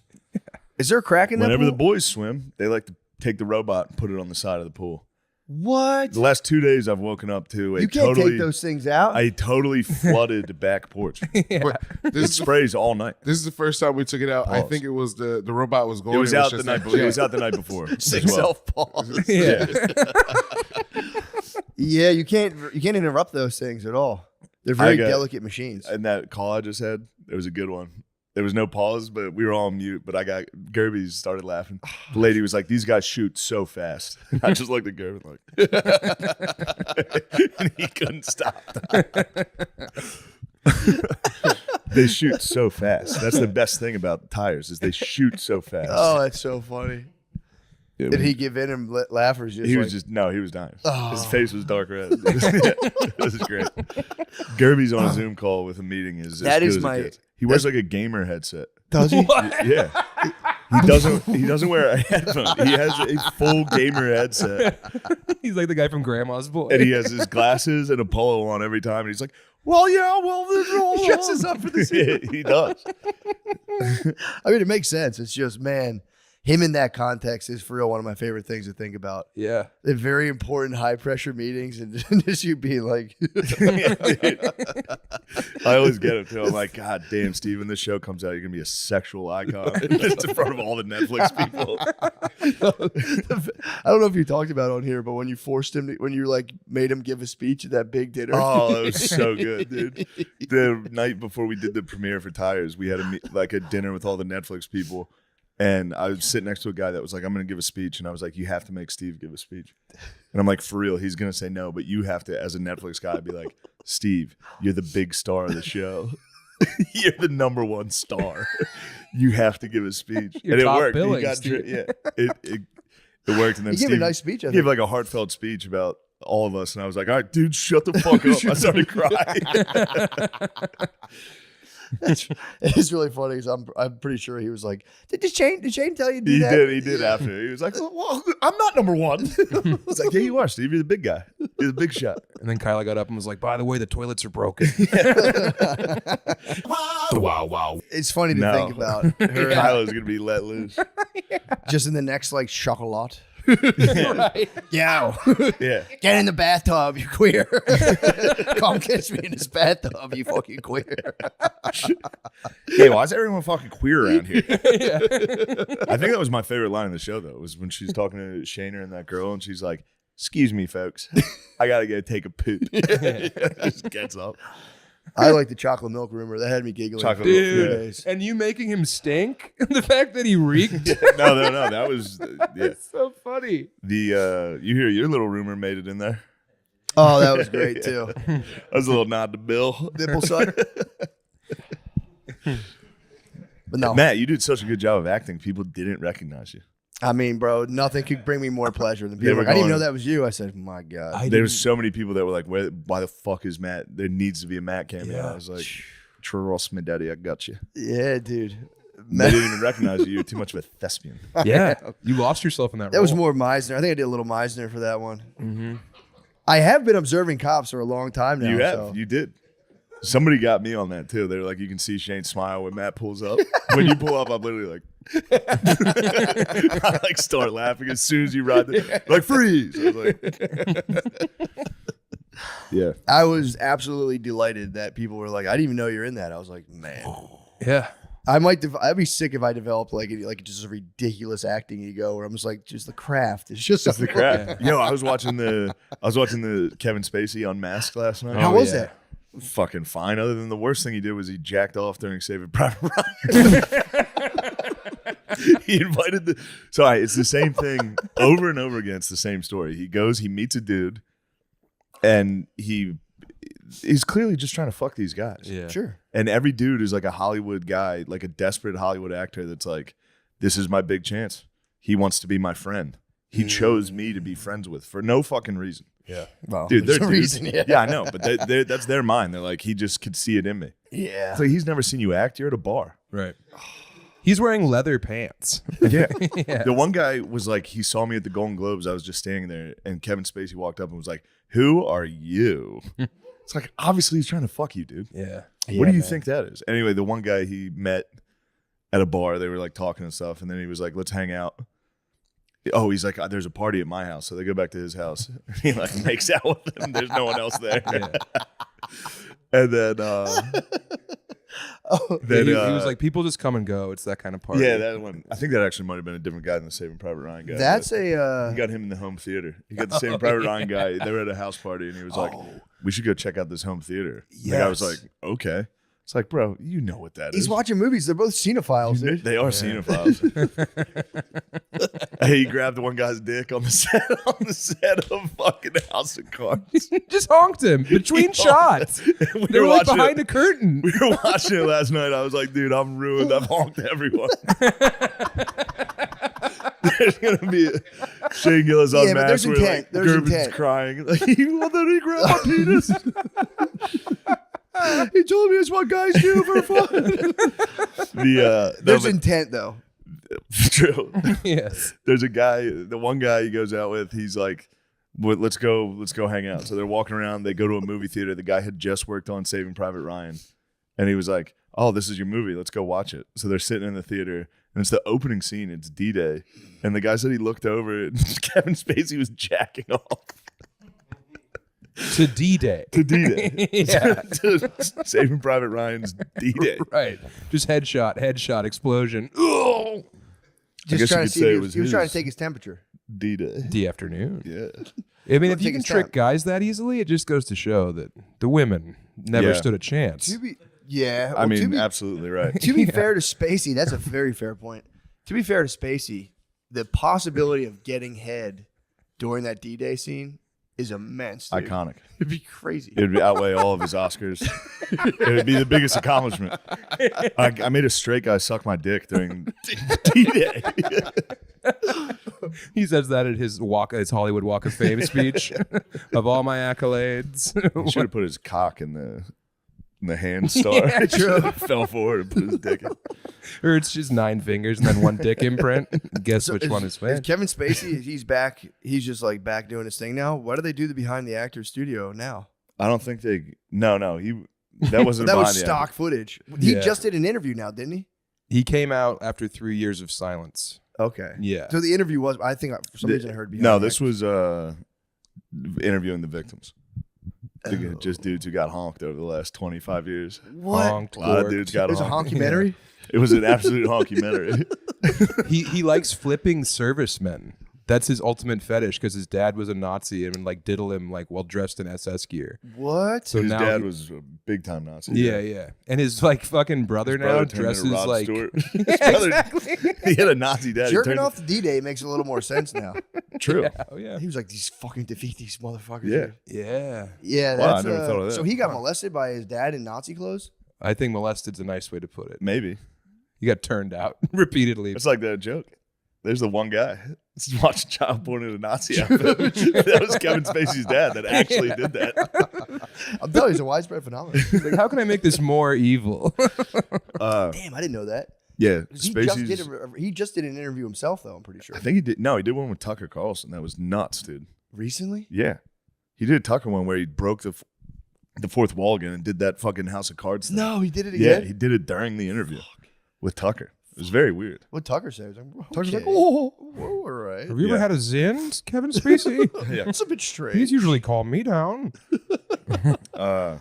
Damn. But yeah, jacking off during Saving Private Ryan was making me laugh very All hard. time bro move. It, crazy. it is. That's crazy, dude. But it is funny to get just by your own devices to rationalize being in Kevin Spacey's basement, being like, yeah, man, I'm a phenomenal. That one commercial he saw me in, he just, Yeah, and he never saw any of these guys in Yeah. anything. And they were like, this could be my entire career. I have to do this. The one guy was like, I'm not gay. I sucked his dick for like 10 seconds. And then I was like, this is not me. Then he and he barfed. 10 seconds, dude. That's kind of fucked up. He sucked him for 10 seconds. If I was on the jury, I'd be The like, spaceman finished it off. Don't worry. The spaceman jacked off and then drove around with him for like 3 more For hours. 3 with hours, cum just all covered over in cum. himself. All over the steering wheel in his pants. what a high crime. I would have stood up in the jury and be like, you sucked him for 10 seconds and Yeah. stopped? Be like, guys, I would give an I rest my impassioned speech. case. I would give an impassioned speech. Like, what's really wrong? What's the greatest wrong here? Yeah. True. You should be on trial. 10 second suck will give a man a heart attack. Yeah, you're guilty of blue ballery. Damn, Spacey, dude. That's sick. Is he making a comeback amongst this like negative documentary? Is that why he did Tucker? I don't know. I'm sure he's trying to make a comeback, but Yeah. that's as far as I got. Did he do anything real evil in there? How far did you get? I got to the. Did you get to when he opened the theater and it was just his little like sweet candy shop of young boys? No. Dude, he like ran this like very famous theater in London and he would have these like intensives where he would just round up like 60 of the most like supple dudes and be like, I'm your teacher. Come. And then he would just like sit next to him and like rub their backs and be like, you need to tap into something deeper. And then invariably, fuck most of them. He tap in. Yeah. But every one of them was like, I've been training my whole life for this moment to be near Kevin Spacey. Yeah. And then he's like, meet me upstairs. And he's just got his fucking throbbing cock in his hand. Yeah. You think that would be, were these like young boys or are they No, I think they were like 19, actors? 20. Yeah. Yeah. They'd had some training. If you're Barely like a legal. straight 40-year-old guy and they're like, you're in a job interview and be like, any good qualities? Be like, I'm so driven by ambition one time that I completely rationalized sucking Yeah. Kevin Spacey's dick for 10 seconds. Yeah. That's how bad I want success. Yes. Right. Like that one guy. Wasn't that with the Fire Festival documentary? Remember that guy who blew everybody for like water? Oh my God. Yes. That guy ruled. He went They're like, like- we need water for the festival. And the guy was like, you can't have this water. And he was like, so I sucked his dick. Yeah. And that guy was like the president of Haiti or something. Yeah. Yeah. Fuck. needed water, dude. You wanted to He did keep what it he had going. to How do. far do you think I could suck my way up into like local politics? I think you could Alderman? Go, I think you can You get think I real get pretty far. You far? could be an alderman for Yeah, sure. state senator, easy. Yeah. That's how you City become an alder council man member. from an alder Yeah. boy. I just become a trash man. I just be Yeah, you fuck. You Fuck, I get a sucked job my at the way water down. plant. suck my way down to sanitation. Now, Matt, you've had a big week. Yeah, Yeah. Speaking of sucking and all this stuff, I'm a pedophile now on TikTok. Oh shit. Yeah, pedophile. It is what it is, bro. I got to roll with the punches. Yeah. You know, it is kind of funny though. It has been it's what I get. I've been calling people pedophiles online for now 6 years, so I was just like, yeah, all right, fair enough. Yeah, let's see how this feels. Yeah. Not good. Yeah. That's It is the usually word. who smelt it, dealt it, dude. Yeah, that's Yeah, right. that's my bad. I know. As soon as it hit me, I was like, all right, fair enough. I get it. Although Yours was clearly funny. it was a joke, dude. Yeah, It was you were clearly goofing. a joke. Yeah. It's just Talking about being like bummed out by the lack of jacked kids. It does sound like a pedophile, but it's a It's joke. funny. It's a funny joke. It's true. Those Stand swim by. shirts are a scourge. They're everywhere. Yeah, I do wonder what those shirts are for. That SPF, like every kid wears a rash guard now. Mm-hmm. It's kind of like, bro, you're gonna have the most wicked farmer's tan. I mean, if that technology was available when I was a fat child, you best believe I would have been in it head to toe. Instead of getting bean dipped relentlessly. True. Yeah, it was like that was like crazy. I still to this day, if someone has a shirt on in the pool, I'm going like, what the Yeah. fuck Yeah. are you doing? It's very weird. It was unthinkable. Now it's like standard issue: shirt in the pool, shirt in the Well, ocean. you see him at indoor pools and you're like, all right, What's you got this for? bruises. What's happening? Yeah, true. Yeah. True. I used to rock pretty hard titty twister bruises too. Oh, yeah. My dad would get furious if he saw that. He'd be like, "What are you doing?" Yeah. He's like, "You're gonna get fucking cancer from that." I'd be like, "Fuck." He would tell me that you get cancer if you have like bruises around your nipples. He's like, "That gives you cancer, dude." Holy shit. My sister has breast cancer. Holy shit. What have you done? Too many titties. Too many sweet titty twisters. I don't think you really titty twister in women is It's part of the game. it's tough. It's life. It is life. It's just life. But it's a tougher. Kind of the finest part. I don't think I've ever successfully titty twisted a girl. No, I'm just talking a a little. Oh, Start the the ignition a little. Yeah. ding dong. I'm here. Like you're starting the engine, but it won't turn Yeah, over? yeah. Yeah. Mm-hmm. Yeah, because it'd be tough. His boobs are naturally squishy, so if you try to twist the boob, it'd just be like, haha, Mm. on guard. I got bean dipped a week ago, and I chopped the kid like a pro wrestler. You should. I did. Bean dip is the ultimate offense. It's the worst thing you What's can the do bean to a dip? man. Get a When nipple. someone lifts you, Lifts your tit boob. lift. We all know the boobs in that's there. so the boob lift. I know the boob lift. I never Yeah. heard Yeah. it referred to as a bean. Oh, yeah. Bean dip. Maya's been kind of like anytime I'm leaning forward, she's been hitting me with these, and I'm like, yeah, all right, Bean dipping you. that's Yeah. enough. She's Yeah, a young bully. she's just it's purely out of curiosity. She's been like, what is that shape? And she's like moving Yeah. it. I'm like, man, all right, that's Little fuckers. get off, go to bed. You're in trouble. It's 2 PM. Remember you didn't listen the other day? Go to bed. Yeah. I have been reflecting on the internet though. I'm like, it is nuts because I am like when you get like I was making fun of Meek Mill a lot, being like, dude, he keeps defending himself, and I'm like, now I get it. If someone says something bad about you, you want so badly be like, guys, for the record, I'm not. You want to put out pedophile." you want to put out that Drake, the whole Drake diss. I know. The response of just like if I was a pedophile, I'd be arrested by now. I know. It's so hard not to be Yeah. like, guys, in all seriousness, I'm not a pedophile. Yeah. I think the lady doth protest too much. You I can love never, that sweet, sweet pussy. you can never defend the pedophile You accusation. can't. You gotta absolutely can't. just, you know, You have to just take him. yeah. It's just a thorn in my life forever. I feel. Come off a kid's back. You gotta, you gotta let that slide. You know? True. This guy- Yeah, you have to go into hiding for 3 years, then do Tucker Carlson. That's the way out. Was True. his pedophilia? You know, it's none of my business. Spacey got that was the original accusation, was a young. Yeah, that was his defense. Yeah. This sounds terrible, but in his defense, he was at a gay party. How young was the kid? I don't know. Teeny bops. Yeah, a little teeny bop. Yeah. Doop, doop, doop, doop. At Wow. a gay party. Teeny bopped at a gay party, which is terrible. Again, terrible. What? Yeah. Get T-bopped at a gay party? You say, why you say it like that then? Because there's a thing going around. I've heard gay people say this, being like it's like That's how you get it's initiated. not as police. Like that whole it was Yeah. like more held down, almost like in the 90s, like jailbait. where they kind of kept partying in that vein.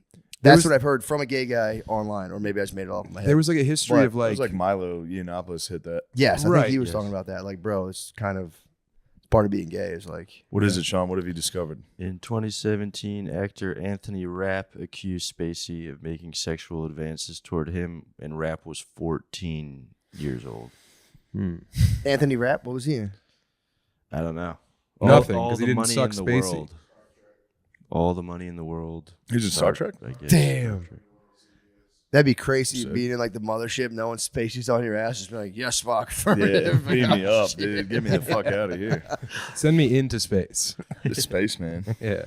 But yeah, but this has inspired me though to I'm gonna try to not ingest any product of the algorithm for like a month and see if it, because now I'm kind of like questioning everything. I'm going like, dude, that's crazy, because it's a fake thing. It's like there's an entirely manufactured story, and be Yeah. like, dude, how much of the shit I read is just completely How fake? big is this fucking story? There's like 1 million people on There's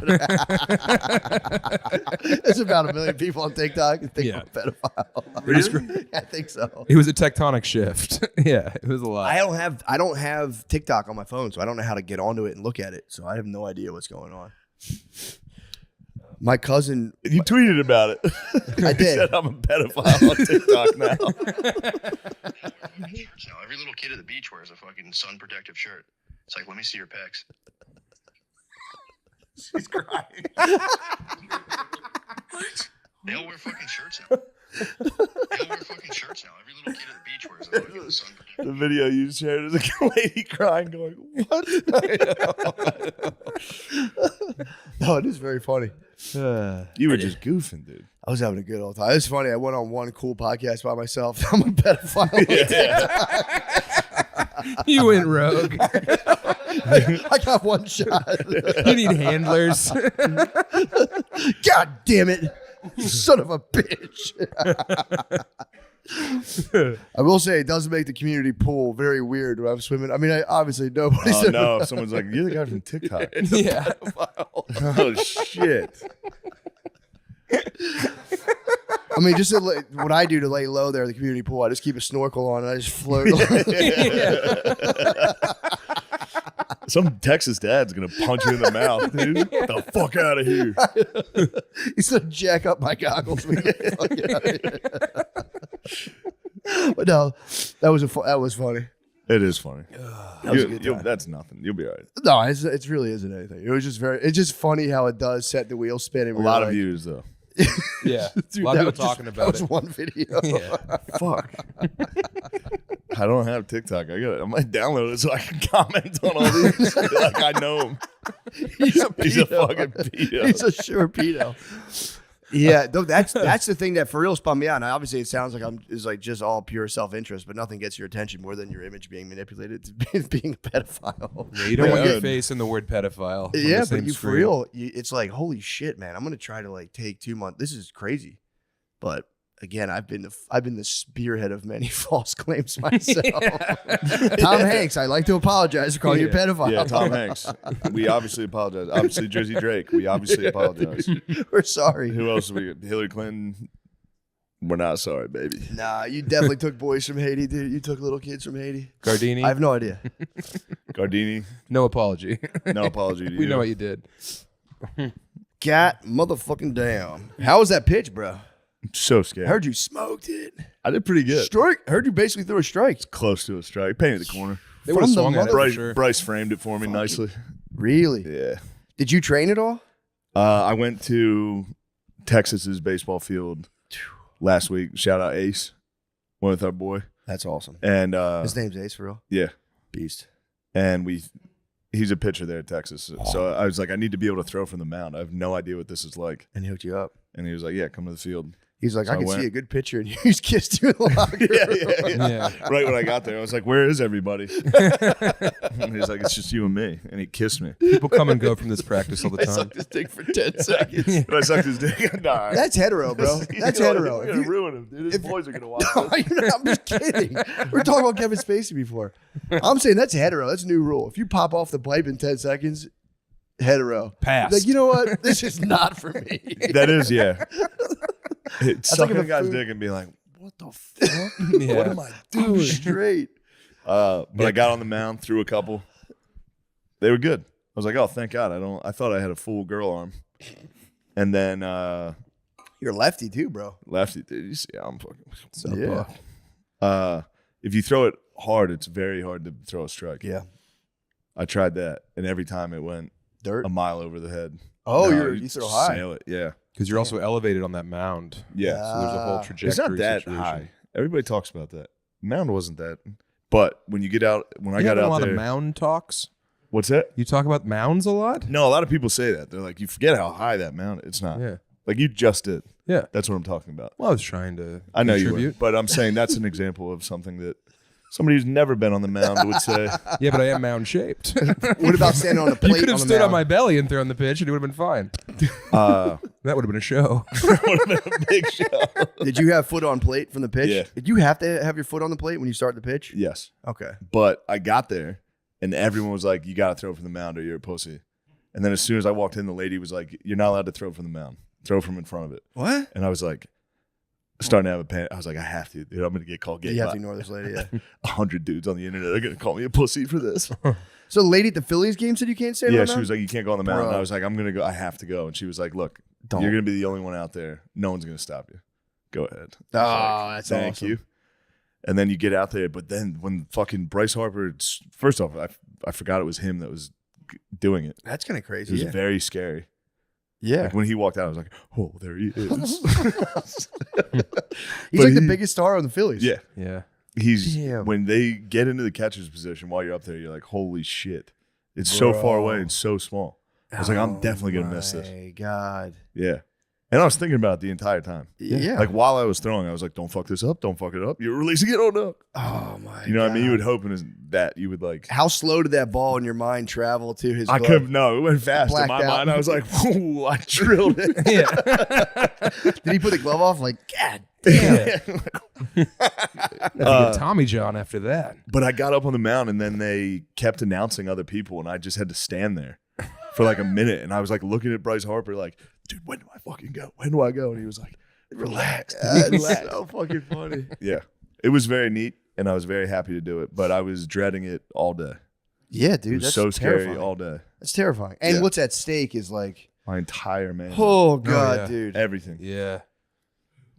Unless you went full wild and just spike I the mean, ball. I considered throwing it as hard as I could because You it did the would right be thing. hilarious. You did the right thing, dude. That would have stopped. I couldn't handle that. That's one type of footage. Oh, that hold on. would Did I show crush you me. this? So Topps made a fucking baseball I card. saw out of it. that. Do you get it? Is it a physical card? Yeah. That's cool. I seen that. That's Hold awesome. on. Yeah. Ethan sent me the copies of it. They sent me the options. I gotta show you this one. There's this one. That's awesome. Hold on, wait. Yeah. That's nice, dude. I'll send it to you. We can put it on. Like very absolutely not. No. The throw.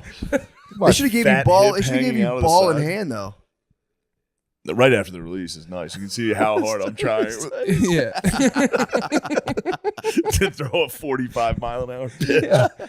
Yo, 45 is no fucking joke. 45 is no joke, dude. A lot of people joke That's around. not a fucking joke. Gerby's was the biggest cocksucker about it. What was he doing? He was like, that wasn't bad. I was like, Steve, you could never do that. what the fuck? Yeah, he was a dickhead. He was like, that wasn't bad. I was We like, all might have to clock in, dude. I think I'd love it. Well, we're going to need 40,000 people watching. True. That's Oh, another yeah. big part of it. Yeah, true. Yeah, you can't recreate that. 40,000 Phillies fans. Right. The You- worst ones. Just people that are dying to call you gay. Yeah, and like Yeah, with oh, batteries. God, in They it. want it so badly. for Chomping you at to- the bit, dude. Just for that pitch to fuck up and them all get to be like, ah. Yeah. You got to do Citizen. Your new goal is to do Citizens Bank Park. You have to do a show at Citizens Bank Park so that you can relive the pitching for 40 thou. They're going to, Our garbage smoke it. I'm going to get Gerby's on that field this summer. Oh yeah, I'm going to get him out there. dude. That fucking bitch. Give him like August. Give him like August too. I'm getting, He's day hot. game, August. Yeah, dog days. I'm going to make him drink the night before so his arthritis is really inflamed. You're going to fuck with his disease. Oh my god. I couldn't believe it. I was like, Steve, you had a panic attack at the Q&A, dude. You'd never be able to stand in front of Why these. did he say that was all right like that? I don't know. He was being a dickhead. And he was laughing at me. And then he came to my house on Friday at my parents and was still talking shit. He was like, it wasn't that bad. It was all right. You got it there. I was like, Oh my God. You got it there. like, Steve, what the fuck are you talking Does about? he love baseball? He does now. He got into the Phillies this year. He got You're into telling me that he got into Bud Light and the Phillies, dude. So Gerby's is gonna work. Gerby's is a company, man. Your sex life is important, but your schedule is busy. You don't have the time to go to a doctor's office to get treated for your erectile dysfunction. Through Hims, now you can get treated for ED without stepping foot outside your door.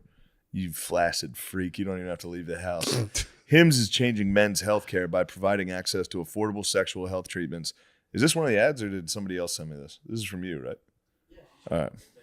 Wasn't sure if a lady sent me this. I was saying it's just a text. Yeah. Yeah.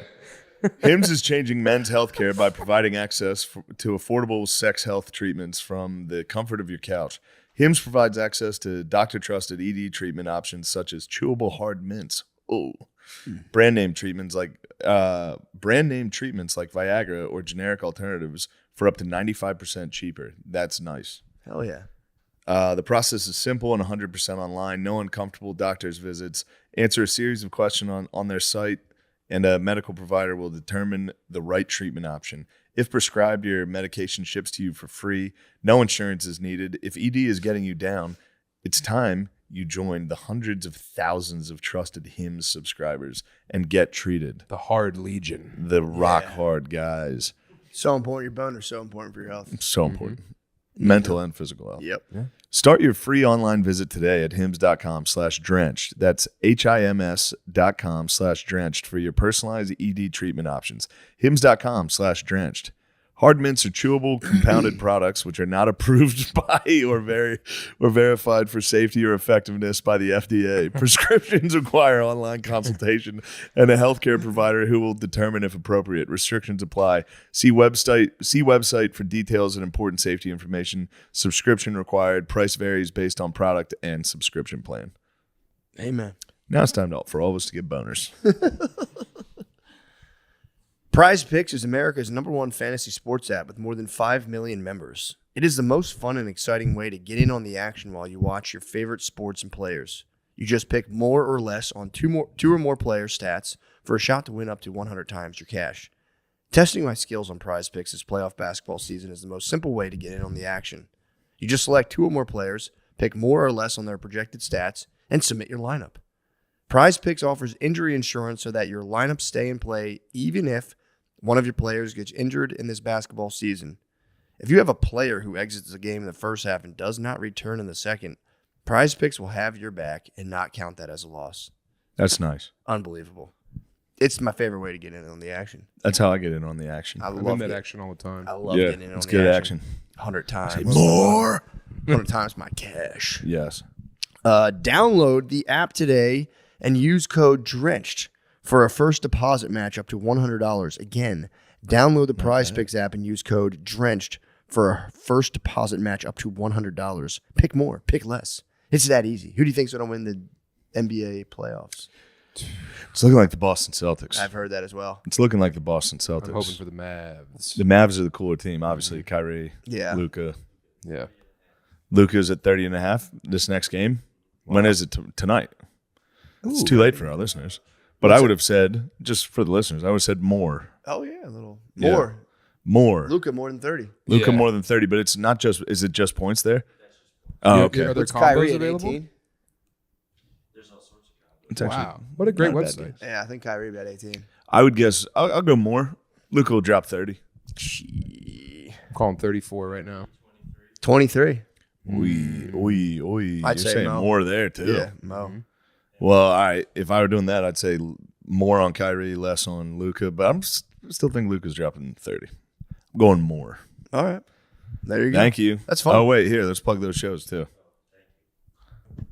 Hello, everybody. No. If you all right. Come on, man. Come on. Camera time. Come on.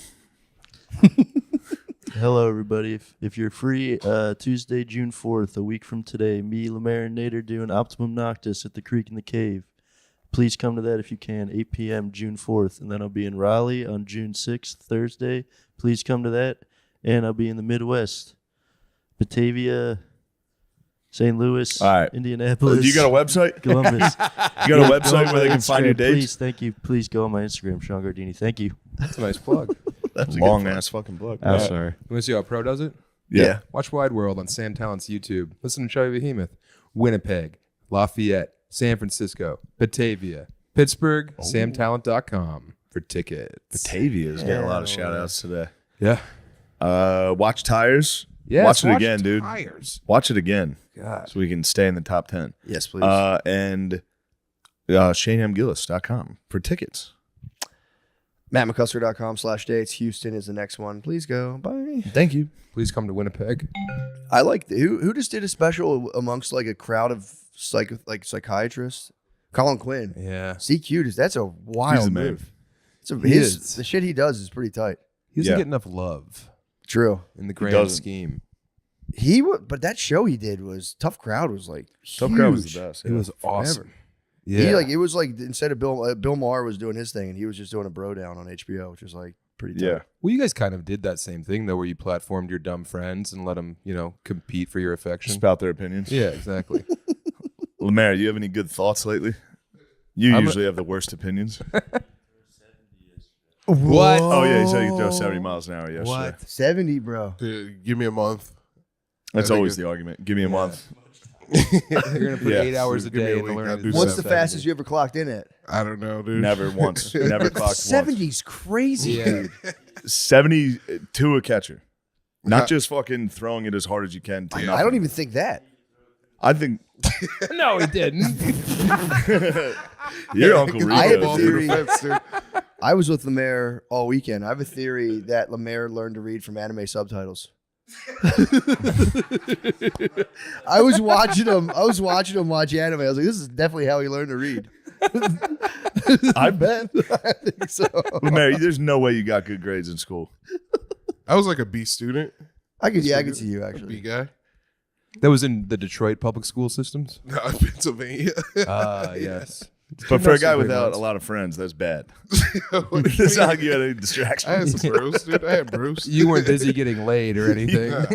Did you have friends that beat you up? Dude, I had bros. No. I believe you have bros, obviously. You're Rude, my bro. dude. You're the man. It was fun to observe Lemaire in the Don't wild. try to get off that mic. I want you on. You guys came to that bar after your late show, Yeah. and I was observing. Lemaire was like involved in a conversation over here, and then someone brought up anime or something, and you turned and left and implanted yourself into Oh, this he'll just conversation. walk up to people and Yeah. just go. Yeah, he was very good. He was very free. I admired It's it. all right, man. They're talking about Wayne Head. I heard you've been a bit of a prick around the comedy scene here. No. I haven't even been around.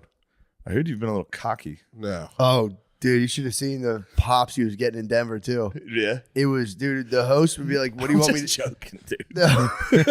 I'm sorry, I'm joking. The host would be like, "What do you want me to say for you?" Lemaire would be like, "Doesn't just whatever, just and they'd be like, "All right, man." Like, and they came to Oh, me they're like, like, who the fuck's this guy? "Yeah," and then he'd go They out. don't And know they'd go Lemise. out and be like, "Ugh," and they Yeah. both came back and were like, "Jesus Christ!" Yeah, they were they just, don't know the they were just power. laughing. They were like, "We didn't." That was crazy. They don't know the path. They didn't know who they were dealing with. They know they're dealing with the almighty Lemise. And then they ask him. They go, the manager Ashley was like, "Hey, Lemaire, do you headline?" He goes, "Yeah." Oh, god damn it, And I'm Lemaire. like, as soon as she left, I'm like, "What the fuck are you doing? Just say yes." Oh. Say yes. Yes.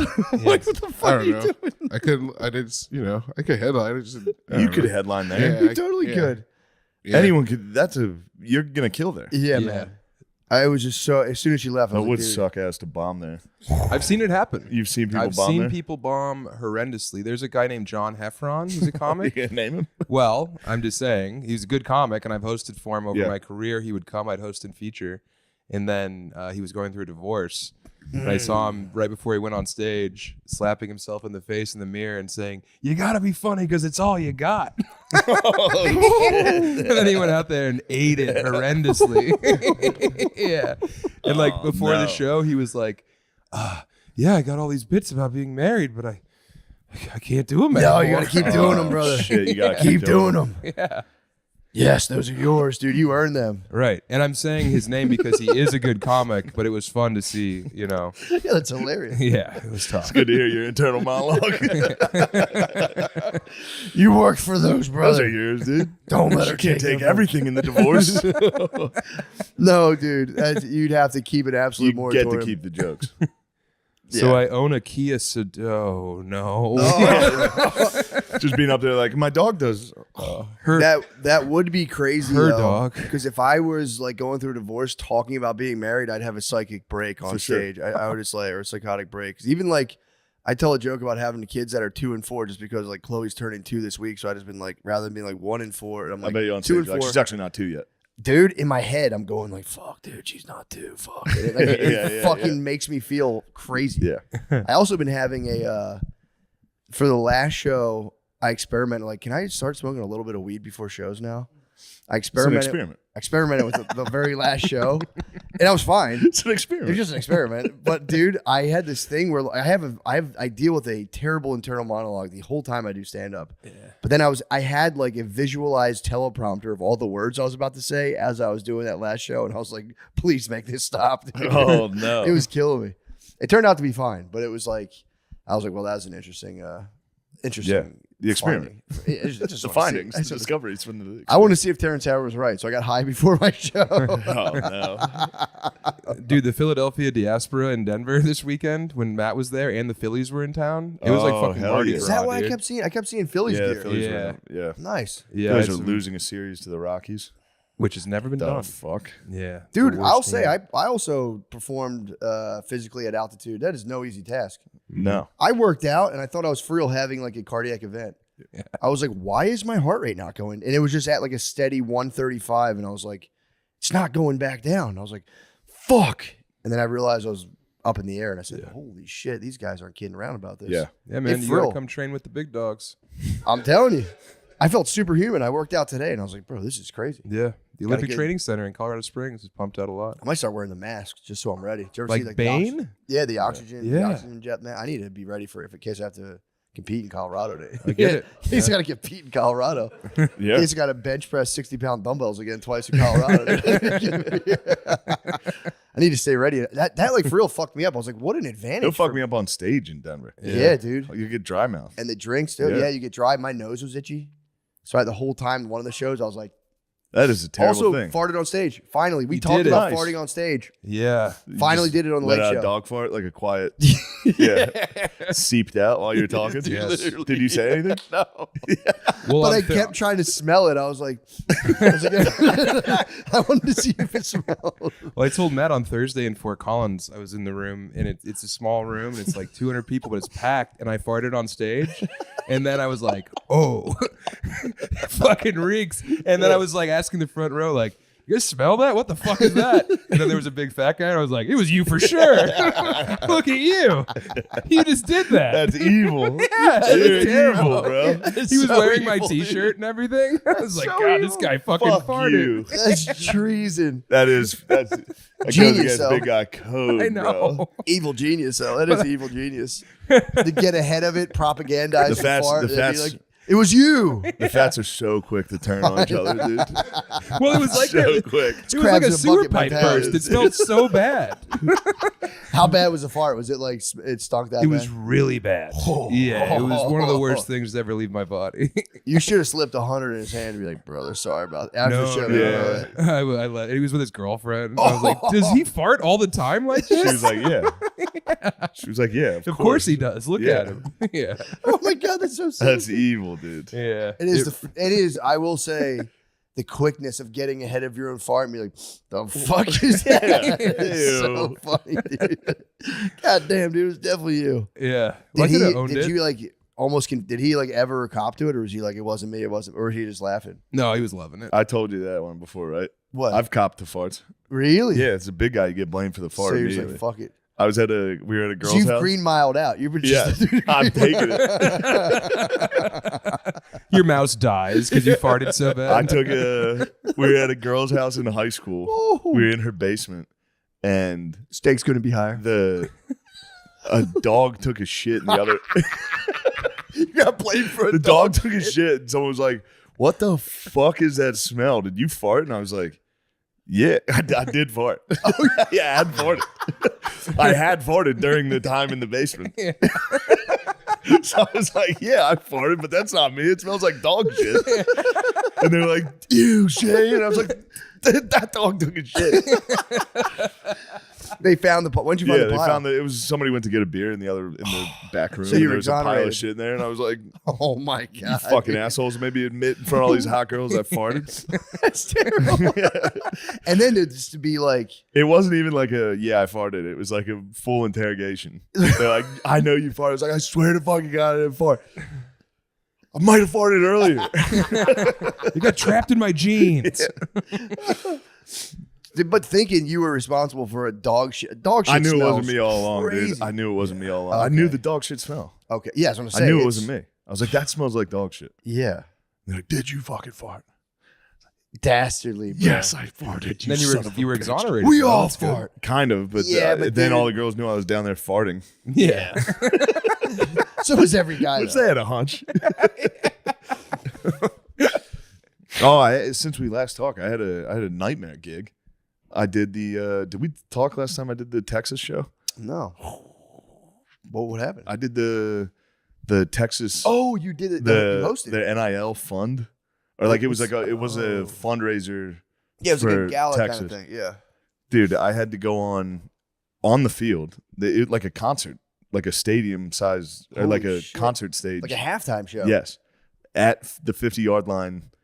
There was probably, how many people do you think were there? Probably like 1,000, maybe less. Just at tables. It was just on the field. It was just on the field. It was a dinner. Oh god. And I had to MC the show. So I had to go on first. The sun was out. It was 900 degrees. Oh. People were just walking into the event, standing and talking. Yeah. This was suits. And they were this like- was like suits and stuff. Yeah. They were like, all right, go on, do 10 minutes of material. I was like, there's not one joke I have that can work here. And and Tony Hinchcliffe came with me, and I was like, I'm going to bring Tony on. And the guy was like, I guess word got around to the guys who set it up that Tony was going to go on. And they were all like, there's children here. I was like, there's fucking children here? You didn't tell me there were fucking children here. You're about to go. Right before I go on, they're like, dude, please don't fuck this up, dude. And I was like, all right. They Oh said my- right before you went Yeah, on. yeah. The guy who runs it's very funny. That's so But he was funny. like, don't fuck, come on, man. So I got on there. I tried one joke. Midway through, I was like, this is insane that I'm even trying this. At least All you right. were able to pull yourself out of that. I just stopped. I was would like, have barreled I just in. told everyone, I was like, this is insane that I'm up here. Yeah. And then I was like, all right, I'll try a little Trump for him. I did 1 second of an impression, and I was like, what the fuck? Never mind. I'm not doing that. And then I was like, my buddy Tony's here. Let's bring up Tony. And we did You're like, Tony, keep it clean. There's fucking kids. yeah, here." he started one. He started one that I knew the punchline. I was like, chill on that one. Next. That must have been fun though to watch. It was very fun. I genuinely had a good time. But That's it was funny. Cold open's tough. Vince dude. Young was there. He was in the front No row. way. And it was his birthday. And I was like, Vince Young, I heard it's your birthday today. He was like, yeah. I was like, how old are you? 41? More like Vince old. That's pretty good. Folks. In the suit too. That's so nice. Yeah, it was. You were wearing a suit? No, I was wearing Business a carry? Texas polo and jeans, I think. Oh, nice. Yeah. That's your suit. That's as, Yeah. that's as suited up as I get. Did you guys raise a lot of money to get the kids to come and play Yeah. football? Yeah. Good. Now I got to do it for Notre Dame. Oh, that'll be shit. sick. Got to raise money for the Irish, dude. Now you know too the lay of the land. Yeah. Yeah, bring Sean I'll out do it, dressed too. like a leprechaun. Yeah. That'd be fun. It's not a bad It'll idea, fill actually. 4 minutes. Yeah, I'll never. That was Go a to huge Notre Dame mistake. dressed as a priest. True. That'd be sick. Yeah. Absolve people. No, that'll be, dude. Master of ceremonies is nice. Yeah. I am not that. I think you I'm actually could terrible be at a it. decent master. No. I mean, yeah. I just watched Eastbound and Down for a full week, so I was up there just doing Kenny Powers. That's good for all y'all to be here tonight. Like just full. I had a Southern accent because I was nervous. No, it was a nightmare, Sounds and it was bad. 100 fucking degrees. yeah, that's Thankfully, Brooks and Dunn cleaned up the mess. Oh dude. shit. B&D came out? Brooks and Dunn cleaned up the Well, mess. hell. Did you Yeah. sing with them? No, Oh. They should have brought you up. no, the whole crowd had enough. The crowd's lighting you. Yeah, That's really hard to do. Yeah, dude, it was old Texas billionaires, and it was weird. Yeah. Crowd work's kind of out of the option too, or The whole thing. Just crowd There's work nothing it. you could do. yeah, you can't be like, what are you guys married? Oh yeah, Yeah. You guys are old as hell. What are you rich? Me and my buddy Steven one time had to host a similar event for a hydrosyphilis benefit, which is waterhead Yeah, situation. Hilarious. And we were like, we were very young in stand up. It was the middle of the day at like a playground in a hospital. And Steve's a very, very dirty black comic. And I was like, dude, let's get through this and get the, $300. Yeah, for sure. It'll be awesome. And then we walk out and there was all these kids with like huge misformed heads. And Steve just started laughing. And then I started laughing. So we're up on stage, like trying to 2-man, like auction off, the raffle or whatever. And Steve just giggling the whole time. That's really It was terrible. really bad. Yeah, that's really bad. Yeah. Especially with the giggles like that. There's no stopping. Those it. are Well, yeah, terrible dude. giggles. And it was us against the world, and he's giggling, and I'm like, "Shut up!" He would like nudge me and like point at one of the kids. Oh, no. Yeah, it was really bad, Crazy, dude. Yeah, it's literally what their whole organization's against. dude. I know. Is all the right. two bullies. Yeah, Like, and I was not trying to bully. I was trying to raise money to Nothing buy you them could do. bigger If you hats didn't- or whatever. yeah.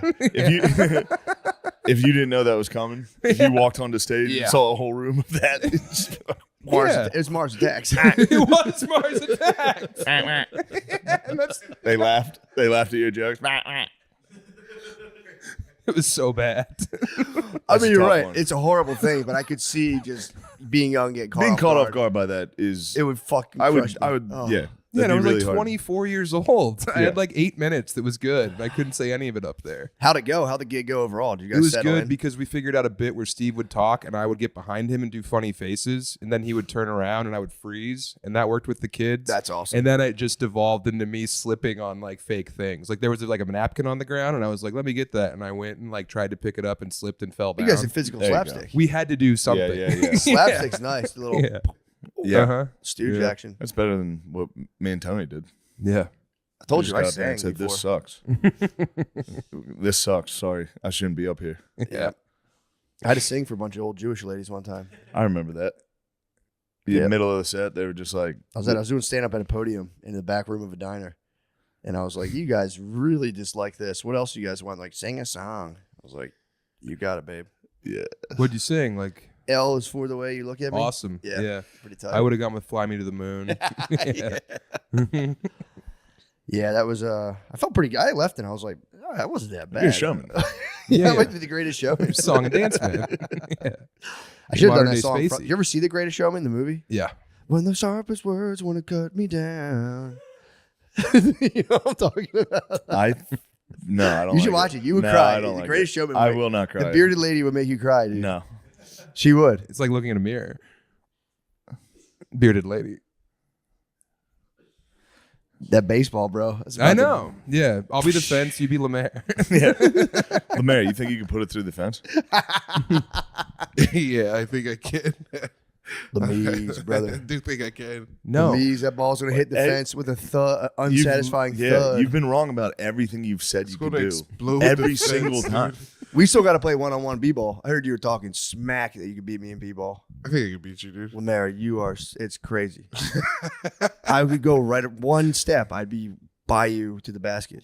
That's what you think, dude. I got good lateral movement. What? You have surprisingly good lateral movement. Yeah, surprisingly good.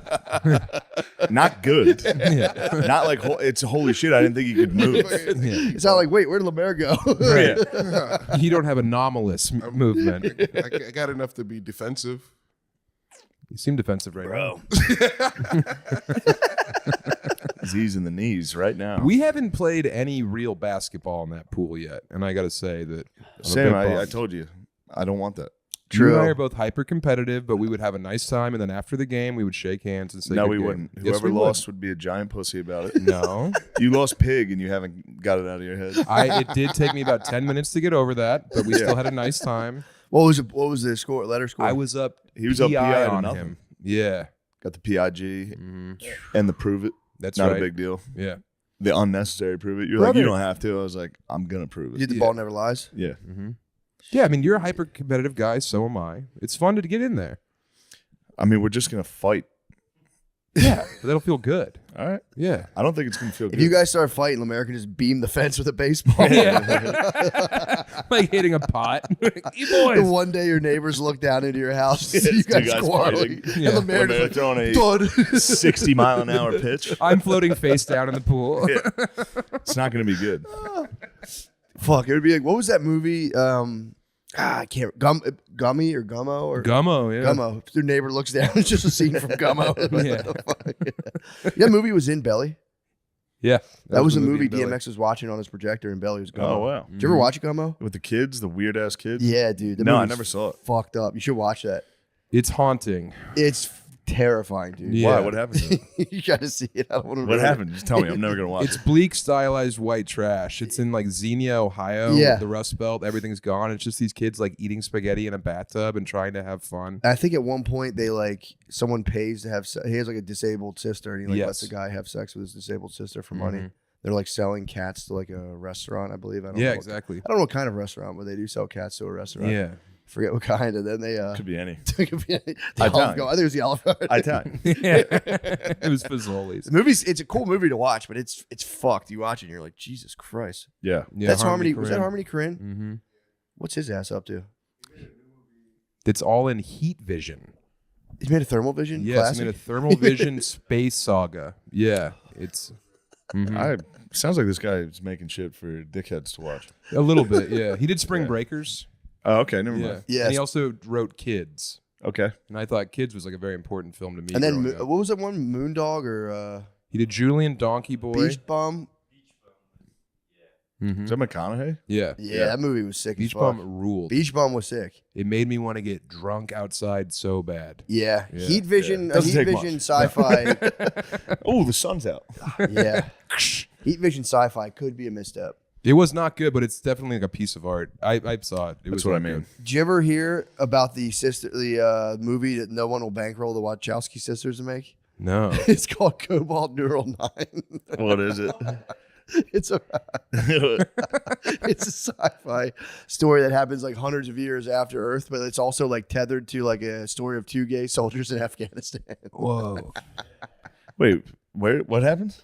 There's like, it's like a futuristic society that somehow it's like jumping back and forth between like a gay love story and like the Afghan American War, and then like this future sci-fi thing. And I don't know what the story's really about. Other Just than keeps these two gay cutting soldiers, guys It's fucking. just jumping back and forth. Oh. It's just so funny because they wanted like $20 million, and every studio was like, "No, dude. No. no, dude." Of course not. Yeah. Chowskis, no more. You're done. They're like, "This is going to be the next Matrix." And they're like, "No, dude, it's not." It's just such a funny title, Cobalt Neural 9. Yeah. I think there's more to it. I'm probably not doing it justice, but it was Probably. It was just very funny. If that's the elevator pitch, I understand why it wasn't made. Yeah. But no, apparently the Matrix obviously was a smash hit, but they after every movie after the Matrix, I don't think they ever pulled it off. But the animated Matrix they did was very sick. They did the Animatrix. Yeah, O'Connor loves that shit. That was pretty cool. That's O'Connor's favorite thing. Yeah, I just heard about that recently. It's actually pretty sick. But other than that, like I think they just like worked on other people's movies. Yeah. I mean, you don't really have to do shit after the Matrix. You've done did it. Yeah, you can hang I'm up not your hating jersey it. after I'm the not Matrix. hating it all. The You can hang Matrix up is your dick. fucking nasty. Yeah. And then copy your sister. Yeah. Yeah. Both of y'all? That would have been me as the doctor. It also adds Both a of mystique. y'all. Yeah, true. It adds a mystique though to the It Matrix. sure Knowing does. the directors just Yeah. fully went into the Matrix themselves. You're just Yeah. like, whoa, what even is real? They unplugged. Whoa. Did they have penile removement surgery? I'm not sure. Okay. Yeah, I don't know. I've never- I didn't even know it was them Yeah. for a while. Oh, yeah. Even though I think Matt had told me 15 times. Yeah, that was something that for real blew my mind. The first time I heard that, I was like, that is not true. The people who do the Matrix did not both become girls. And my brother was like, look it up. Yeah. And I was like, bro, you're fucking lying to me. Yeah. It didn't happen. I Googled it and I was like, what the It got me on the HBO. I was searching and it was like great female directors. I was like, there's no way a lady wrote The Matrix. Yeah. Well, allegedly they stole that from a black woman. who wrote Really? A comic book that was very much The Matrix, and then they were able to turn it into a film. And this is all alleged. Oh, that could be the impetus for the Yeah. yeah. Be like, oh, Switching it up. we're on safe Yeah, base. You Yeah, can't we're on get us. base. True. Can't touch us. Damn, bro. Just another fucking example of honky stealing black culture. Well, yeah, or it's the same thing as Spacey being like, I can't be a pedophile because I'm a homosexual. That was his defense, you know? True. Sliding the There you safe. go. I got bad news for you. Yeah. That's a lot of them. That Venn diagram? All right. Well, we should probably switch over. Yeah. No, Join no, us on the Patreon. Oh, wait. Let's swallow this. Yeah. Join us on the Patreon. Yeah.